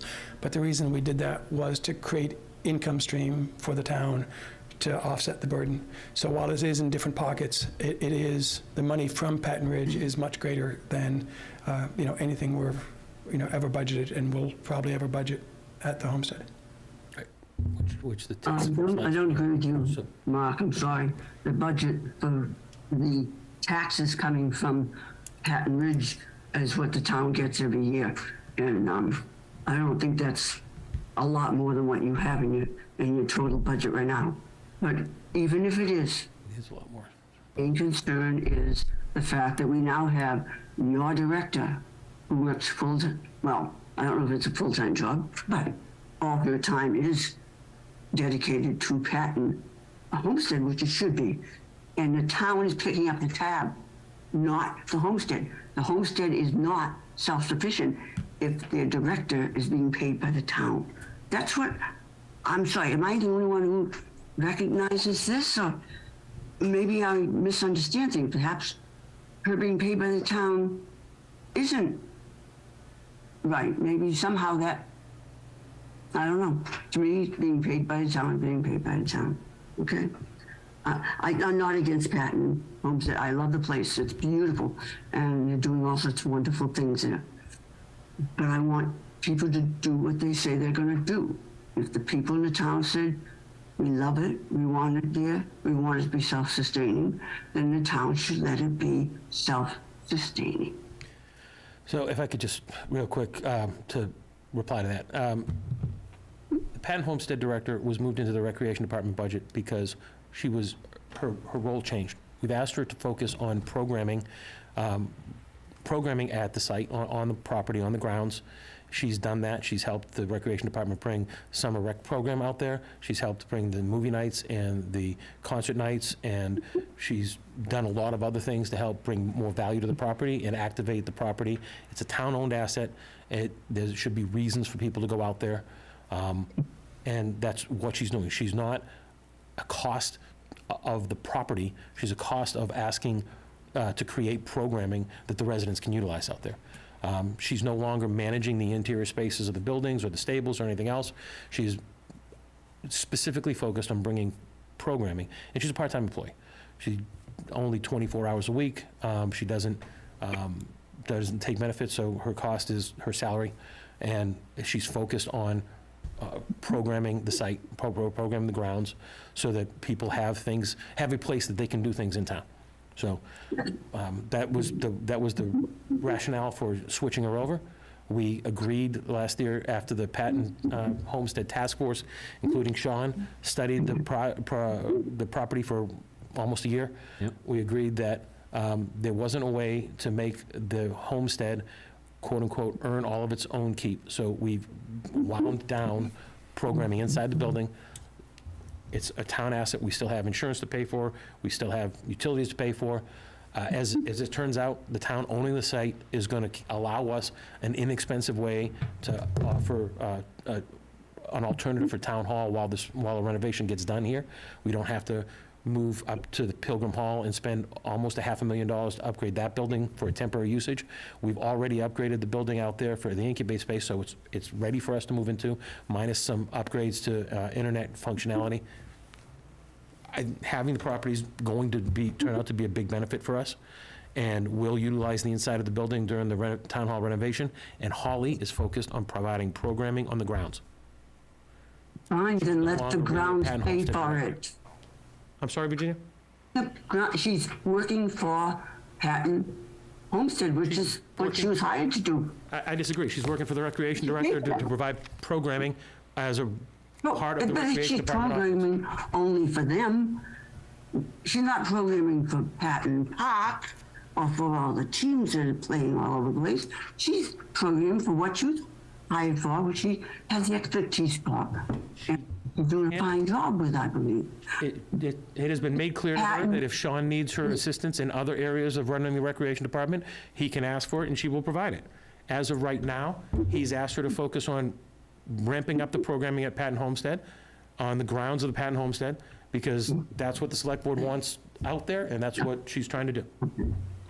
Okay, you also mentioned the other things that, the town is getting benefit from the Patton Homestead because, we own it, and, that the, select board wants to be able to, have the coordination between the different departments, so the town evidently doesn't mind paying for the money to have that done. So that means we're not going to have a separation between the two, and that's what the select board has decided. That's fine. I did not get that out of any of your meetings I happened to watch that you had made that decision. It's well within your preview to have made that.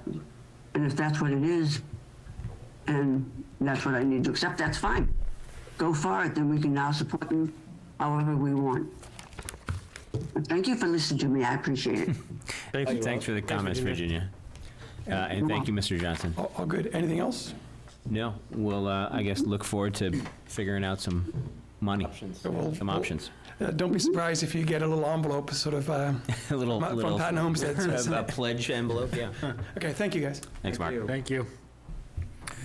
All right, Tremendous benefit, just to close it out, you brought up too about housing employees during construction, that's a huge That's a benefit. huge savings to the town if you looked outside.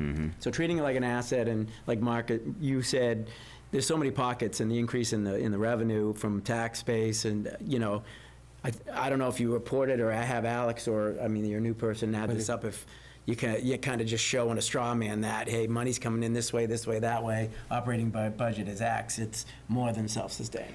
Well, I do want to shout out a thank you for Joe, because a few years ago, we were struggling at the Select Board, FinCom, and a couple other ways of trying to make the property standalone. And we had just finished about 6 or 7 years of running away from the property, sort of saying, hey, well, you know, it's not a town asset, it's, you know, we're trying to figure it out. And Joe was among the first to say, wait a minute, this is a town asset. We can have programs there, we can do this there, we can do that there. And that opened us up to just change how you think of the property. Embrace it as a town asset. How can you optimize it on behalf of the town? It is worth saying, when we had the master plan session at the middle school this last winter, there were 6 groups that broke off and reported back on what their theoretical tour. They had someone in from out of town. What would they show, in Hamilton? Every single one of the 6 groups, including some people that were detractors of the town accepting the gift, said that they would stop in and grab, a glass of wine, looking at the sunset, at Patton Homestead. It was part of the tour of every single one of these very disparate groups there. And we took it as, what a great affirmation, because, now people understand it's an asset of the town. And it's, so we're really thrilled about the direction we're at. Patton Homestead is now up to 10 members. We're hoping to get up to 13 or 14 by the end of the year. Some fundraising, some marketing, some web. So it's worth shouting out to anybody out there. Feel free to, contact us, pattonhomestead.org. And, we are looking for more members on the nonprofit.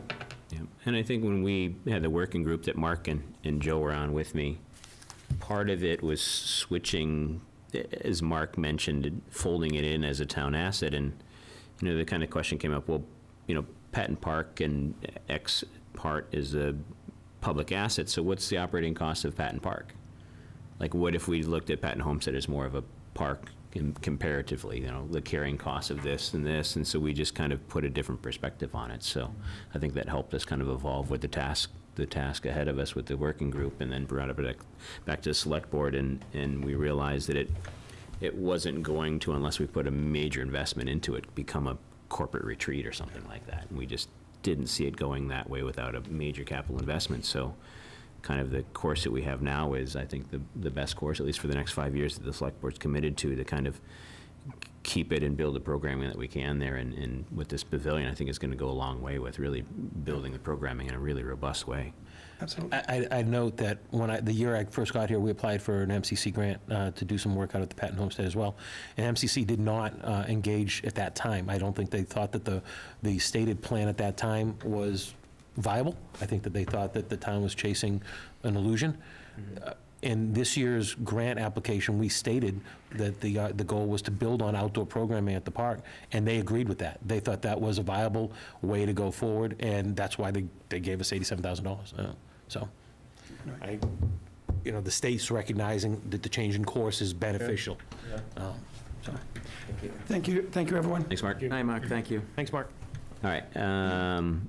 Up next, review special town meeting calendar and preparation timeline. So, just real quickly, I'll go through this. In your calendar, you have this, in your packets, you have this very colorful timeline. It shows the different boards and committees. This does hew to a planning board agenda or timeline that they had put together for trying to make it to the town meeting. So the two documents do connect. Definitely have to. There might be some mild changes. I need to confirm with the Finance Advisory Committee that what I've put in for their meeting dates is right, and there may be some adjustment to that. Otherwise, this kind of lays out our time. I did want to ask the board's direction. As a placekeeper in here, I put in that we would open the warrant at our next meeting on July 17th. I have a spot in here to close the warrant on September 5th, but given that the board is trying to maintain a very tight agenda. We leave it closed till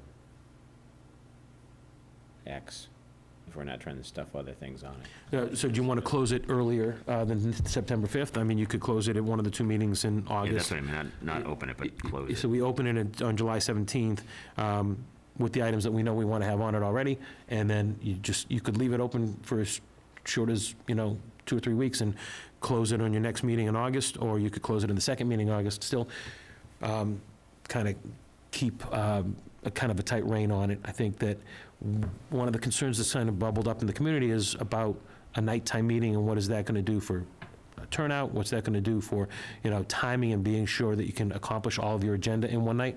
Since it's been many years since the town did a special town meeting at night, it might be good. That might be another good reason to keep a real close check on what gets taken up at this town meeting. And so as I said, I have it in here tentatively as September 5th to close the warrant, but I'm open to recommendations from the board or requests from, direction from the board to close it sooner. Thoughts? So the risk, you can't reopen it after you close it? You always can. Sure. Yeah. So I have no problem, Yeah. leaving it open for 3 weeks or 4 weeks or whatever, something smaller. And yeah, I think we've defined pretty much what it's going to be at the meeting. And I do like your comments about we're changing the time and the night, and, we don't want to go jam-packing something, Right. knowing Yeah, we that- don't want to have a kind of a typical ATM Yeah. warrant where we're 4 hours or more in there. So, I'm hoping, well, we'll see. My famous last words, we always say we don't have much on the warrant or not a lot of controversy, but, I'd like to keep it to a 7 to 10 o'clock kind of a meeting or Yeah. whatever we're talking about. I've gotten feedback that there's at least one citizen's petition potential on the Jay Burnham tax referral. Yeah. Well, that should enter your thinking. The threshold for putting a citizen's petition question on a special town meeting warrant is much higher than an annual town meeting warrant. Yeah. So the longer you leave the warrant open, the longer they have to get Yeah. their signatures. So you're thinking 8/7 or 8/21, is it? Yeah. Yeah. Whatever you're comfortable with, I guess. Better to have that date now and let people know. Why don't we do the 7th? Yeah. Yeah, that works for me. Okay. Do we put that in motion or anything, you think? I don't think we ever. I don't think you need a, I think we I need don't think you to, need to. You just tell me and I'll change the Yeah. schedule and release the new schedule after tonight.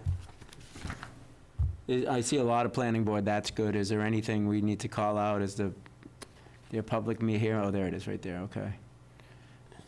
They're good with those dates as well? Their planning board dates were all from their schedule that they discussed at their last meeting.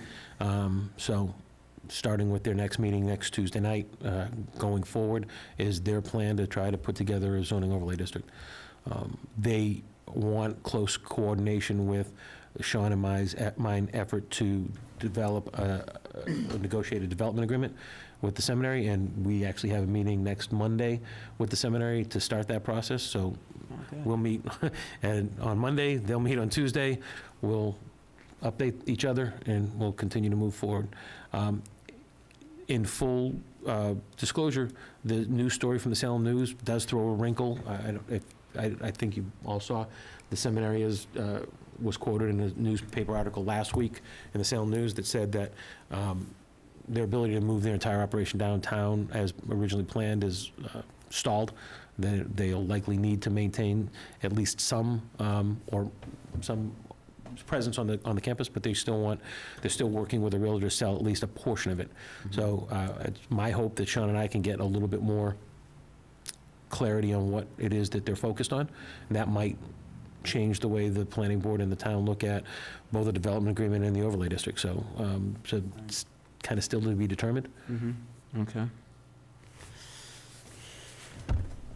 All right. Otherwise, looks good.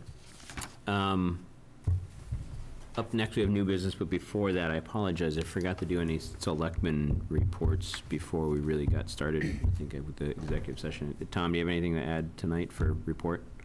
Just noting on the school building committee, we're meeting as a subcommittee next Monday, talk about the design phase bids. I believe the bids are in now. We're going to go through the scoring sheet and all of that and start reviewing. So hopefully wrapping that up by the end of June and should be selecting a designer. Wow, Wow. moving right along. Cool stuff. Bill, anything I from guess you? just on top of that, I had an opportunity, not in a meeting, but sat with Rick Mitchell and Scott Mattern on HDC matters, and, it just got me thinking a little more around, all the work HDC is doing downtown, all the board, the school building board. I know we're in coordination with that, with both Tom and Joe. Is there anything we should be starting to talk about as a town about and communicating about the repurpose potentially of the downtown location and what that should look like, or what we need to start talking about within our boards and committees on planning? Everyone else seems to be around it. So. Yeah, not to complicate things with the planning board, but I mean, I do think that we're going to be faced with making a decision locally as a town about how or even whether to meet the MBTA zoning requirement. We're currently in compliance because we submitted a plan to try to make compliance with, so we've got to think until,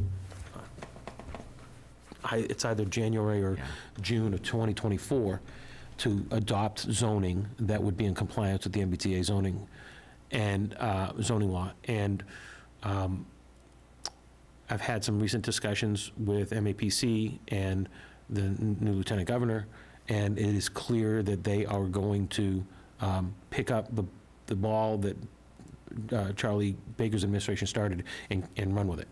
So it is going to be their goal to make sure all towns come into compliance with the zoning, or there will be repercussions. So at this point, what those repercussions are based on what the Baker administration had set out and what they might be, it may change. They want transit-oriented design and zoning in all communities that are served by the MBTA. And our best ability to meet that might be to add the Winthrop School site into the downtown. Now, there's still other tweaks that need to be made. Patrick and I have had some initial conversations about how to bring that up with the planning board and then try to get something to the floor town meeting prior to 2024 or by 2024. So there's a long time to go to talk about that, but it's not just inadmissibility to certain grant programs. The current, one of the current one of the current things that we lose is funding for our housing authority. So there's, for the town of Hamilton, I think it's around $60,000 or $70,000 that the state provides to the Hamilton Housing Authority that we would lose, and the town would either have to pick that up or ask the Hamilton Housing Authority to do without, which I think. So you think they're gonna come, Yes. wow. Because the affordable housing, 3.5 or whatever % really never gets that type of, accountability on. I think it's more than just, the other thing to remember about the zoning is it's just creating zoning. It's not creating a mandate to create units. It's creating a place where units could be created if there was market interest. So, that's another thing to keep in mind. No, I agree with everything you're saying, and maybe, I just think if we get ahead of it a little bit, and we define kind of proactively what we want it to be, maybe the answer is what you just said, or maybe a part of it, but at least if we start identifying it as something, then it's not somebody somewhere saying, well, that's coming to you in 5, 6, 7 years. It just automatically defaults. We can potentially have some labels or some movement towards what we want it to be now, and that could be part of the discussion. Yeah. And maybe those are happening in the meetings you guys are at with the schools, but I know they're moving fast, right? The HDC is kind of building around it. I don't know if some of that should come into that. I mean, I'm just thinking out loud here, but I just wonder if it's time for us to start having more discussions about that location. I think more of it's going to happen too when the feasibility study is, and we know where the school's going to go. Yeah, that won't be for like another year. That's a big thing, and that's another year out probably, right? At least 18 months or Another year. I less. don't know that we want to wait for that. You know? though. I mean, I think the probability is high, and even if it's not, I mean, the work ahead of time will save a Right. lot of time, and not start at go, in a year. But anyway, that was some thoughts I had with HTC. I had not the opportunity to meet with them, so that was great. I'll start going to some of their meetings. Master Steering Committee has a meeting tomorrow night. We're going to continue on the visioning piece, the key issues piece, and I think you've got some topics tonight maybe about the implementation piece. So big meeting tomorrow night, which I'll come back next meeting and update you on that. All right. I'll just add before we get to new business here, we had Juneteenth flag raising yesterday. The state gave us a wonderful citation. Let's see, for the town of Hamilton, for the Human Rights Commission. Ann Brady, the current chair, couldn't be here tonight, so I'm gonna give this to Joe on the HRC's behalf. Basically, it's a commission in recognition of, Town of Hamilton Human Rights Commission in recognition of Juneteenth flag raising at Patton Park, recognizing the 157th anniversary of the emancipation of enslaved Black Americans. So it's a nice citation here that we can put somewhere in Town Hall. I just thought it was kind of nice of Representative Kasner and the state to provide us with that yesterday. That's really all I have for business. I'll give that to you, Joe. New business, though, we have Barrett Planning Group proposal for the final phase of Town Master Plan, but before we get to that, just briefly, Tom, you mentioned Jay Burnham and a possible citizens petition for a senior, I'll call it a tax abatement, basically. And I think Jay's been working towards that and talking to the state. I haven't talked to him recently about it, but I think things are kind of in the same spot they were the last time I talked to him. But we also have a new initiative from our Board of Health, and David Smith has reached out to me a few times. We've discussed it a little bit. It's nothing that's on the STM horizon, but possibly an ATM horizon. I'm going to talk to David again probably this week about it, but basically it's a program for Title V replacement for seniors and other folks kind of with not the means to replace it when it needs to be replaced. Program's been initiated in different towns in the Commonwealth, and we'll maybe be looking at, through the Health Department, the feasibility of something like that we can do to help our citizens out. I also spoke with Mr. Smith, with David, about that program.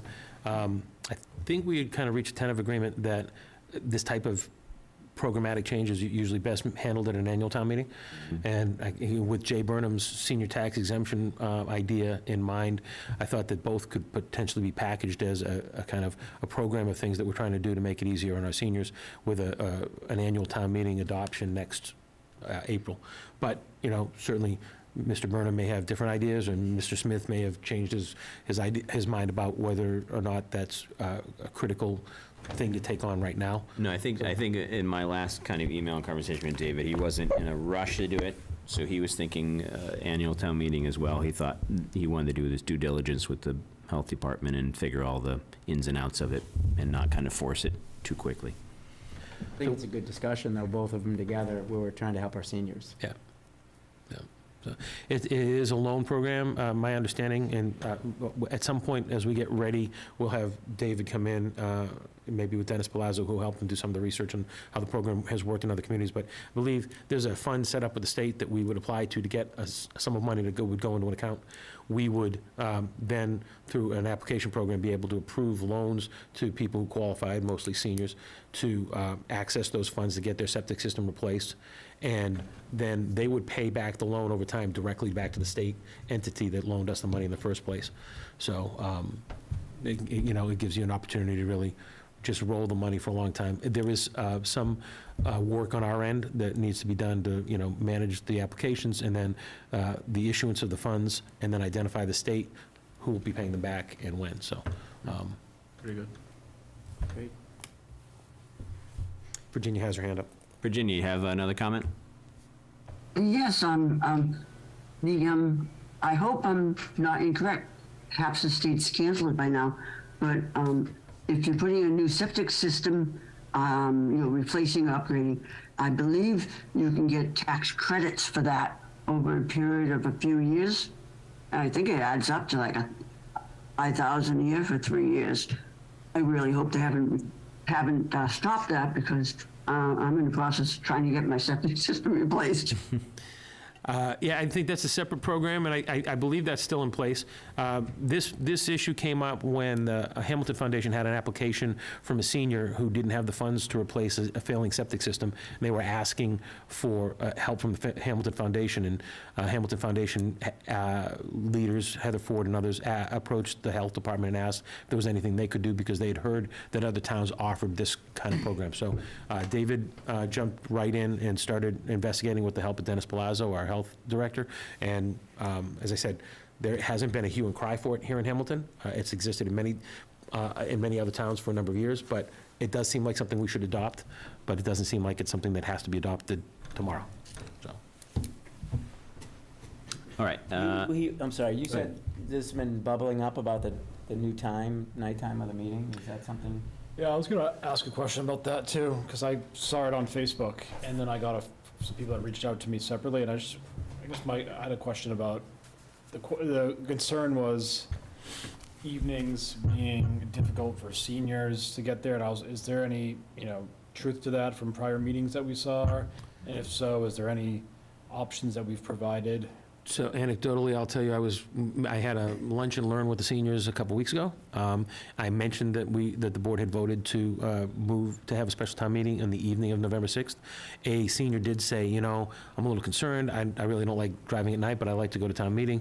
To which the senior center director, without any prompting by me, said, give me your name and number and we'll make sure you have a ride there. We actually talked about it afterwards about organizing a shuttle bus with CADA.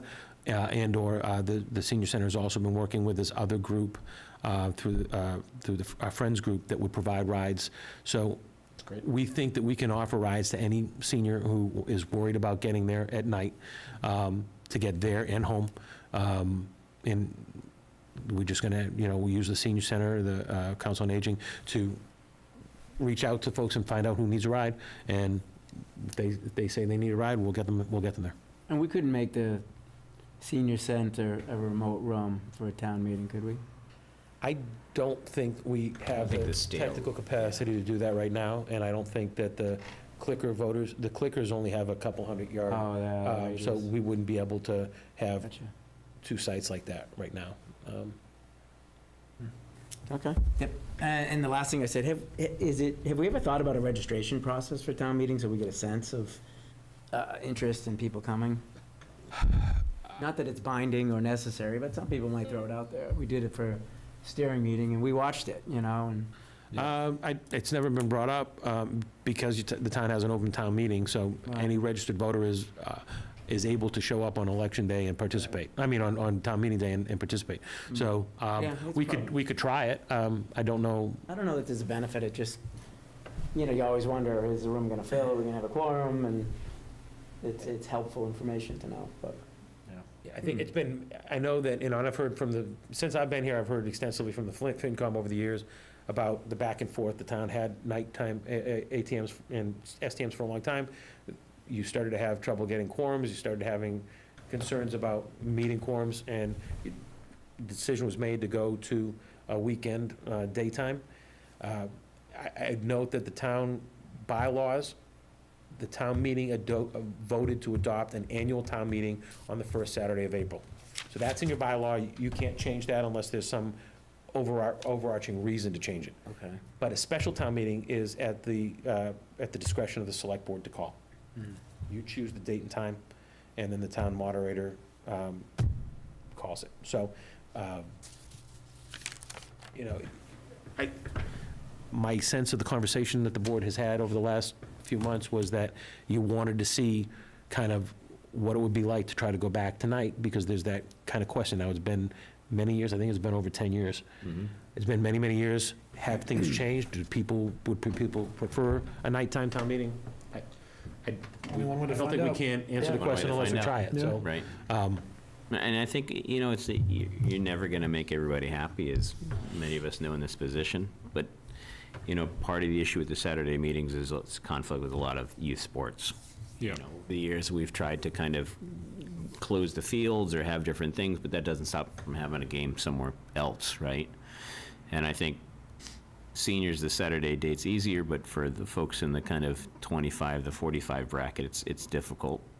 And then I think the weeknight is difficult maybe for seniors, but also for folks. I remember when I had a younger family, it was tough because we lost a vote because my wife or I would stay home Yep. to watch the kids, and then we've tried to provide babysitting services with the National Honor Society over the years for different things, and maybe that's something we do again for the special town meeting and figure something out with that. We're programming at the rec or something like that, so.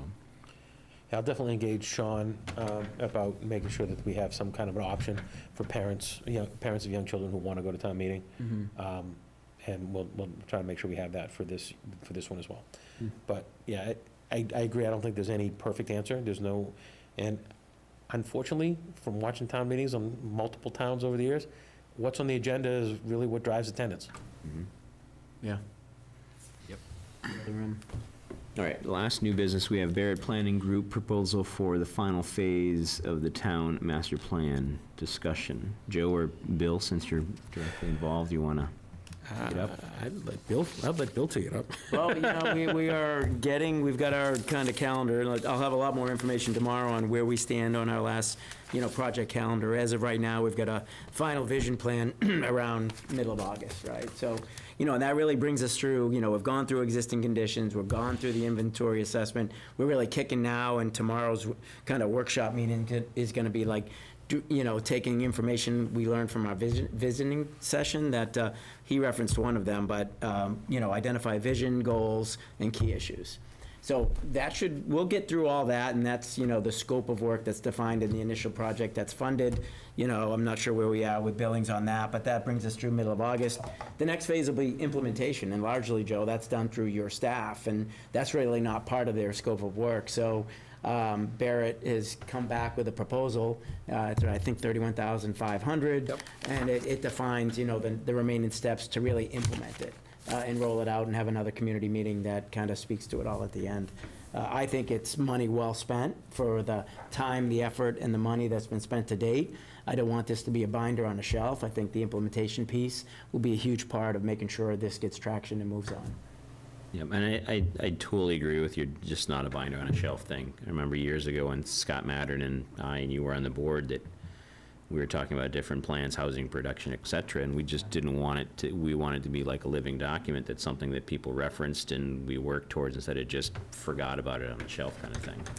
So this is a step in that direction. For myself as the town manager, I think it would be helpful to have the implementation plan, because that's something that we could use as part of the annual budgeting process. We could call out parts of the implementation plan and say, look, this is called out in our master plan. It's part of the implementation plan. We need to move this forward in this year or in 2 years from now. It would make it easier for us to forecast what our needs are to implement different parts of the master plan. I think when we switched course with consultants, the concern was to try to stay within the money that we already had identified and put aside. I think the first effort had kind of left us a little gun shy of, we weren't ready to commit any more money. I think people wanted to see where we would get. I will say, Judy's company was very consistent when they came in, met with us, that they couldn't do the whole thing, including implementation, for what was there. Right. And they told us what they could get done, and I think they performed. I think, Bill, you've been the chair of that committee since, so you can correct me if I'm wrong, but I think they performed exactly like they said that they would. And I would feel comfortable as the town manager now saying, okay, I think that we'll get what we want if the board wants to, consider appropriating money from the ARPA to be able to get the implementation plan as well. So that would be your recommendation, to use ARPA funds? There's two ways to do it. You can use ARPA funds, or you can go to We town can meeting and ask raise for an and appropriate appropriate. it. Or you can ask for free cash, but I don't, My recommendation it's would be necessary. probably ARPA. Yeah, that's what I was thinking. I didn't know if our discussion earlier about the shift of 50K, and if that pulled it, or there's enough net money left. there's think with the- $672,000 left in Yeah. ARPA. And That's a again, big number, wow. I well, think we had with- over 2.4. Yeah, so I think with the, I think We've it- already spent 1.8, so. In my way, or at least my logic in thinking that the ARPA would be the best avenue to get the funds is because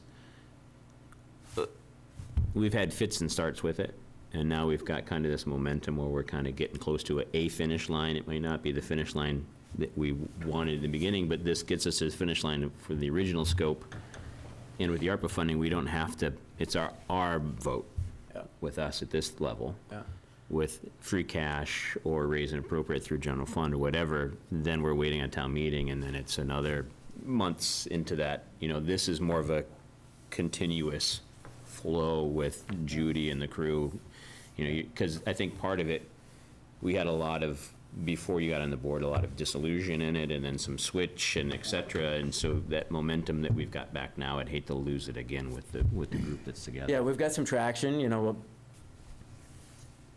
well, I won't get into the details, but at least with the Barrett right now, maybe there's some committee shifts we may need to make on the fly, especially if we extend this. I don't know the timing for the Right. extended scope, but I want to make sure everyone's all in.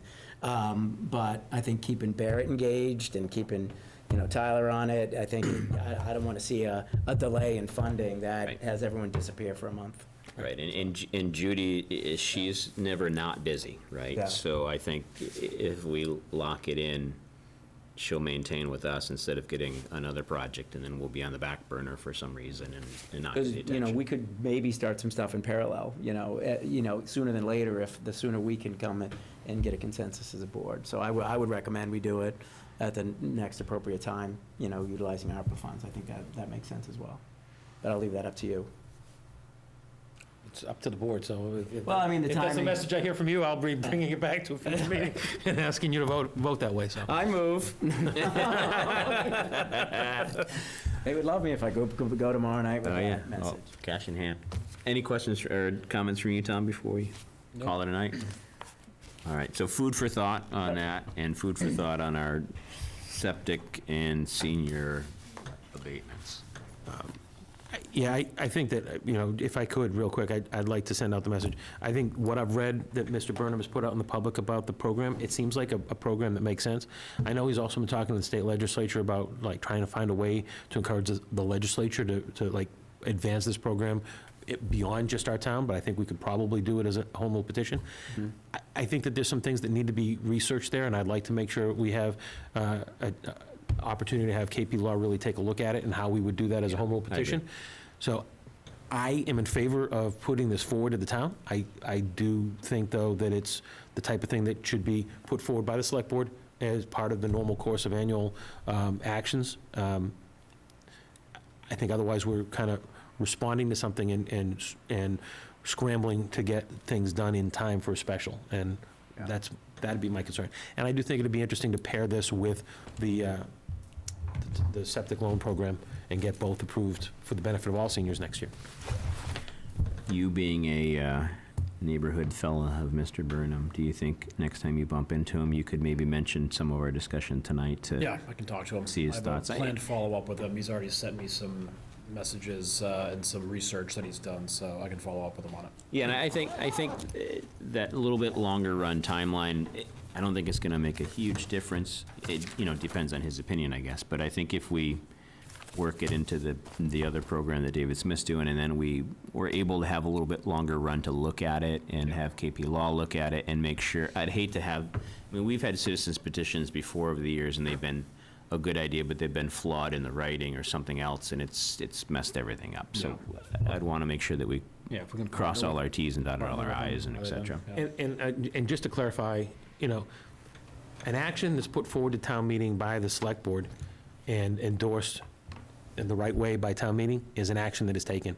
A citizen's petition is advisory to the select board and there's no, I think that's a I would very much valid rather point. go forward and have one discussion on something that can be actionable and done when we vote on it, than something that's Agreed. advisory and then, may take some number of months to put it into action the right way, so.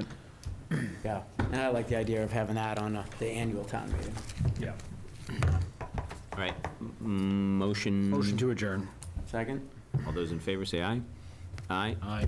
Thank you, Virginia. Jack, did you want to say anything before we sign off? Thanks. You're good. Thanks, Jack. Good night. Thanks for listening to me. Bye-bye. Thanks for hanging on. Jack. Thanks for coming. Have a good night, everybody. Good night, everybody. We're adjourned.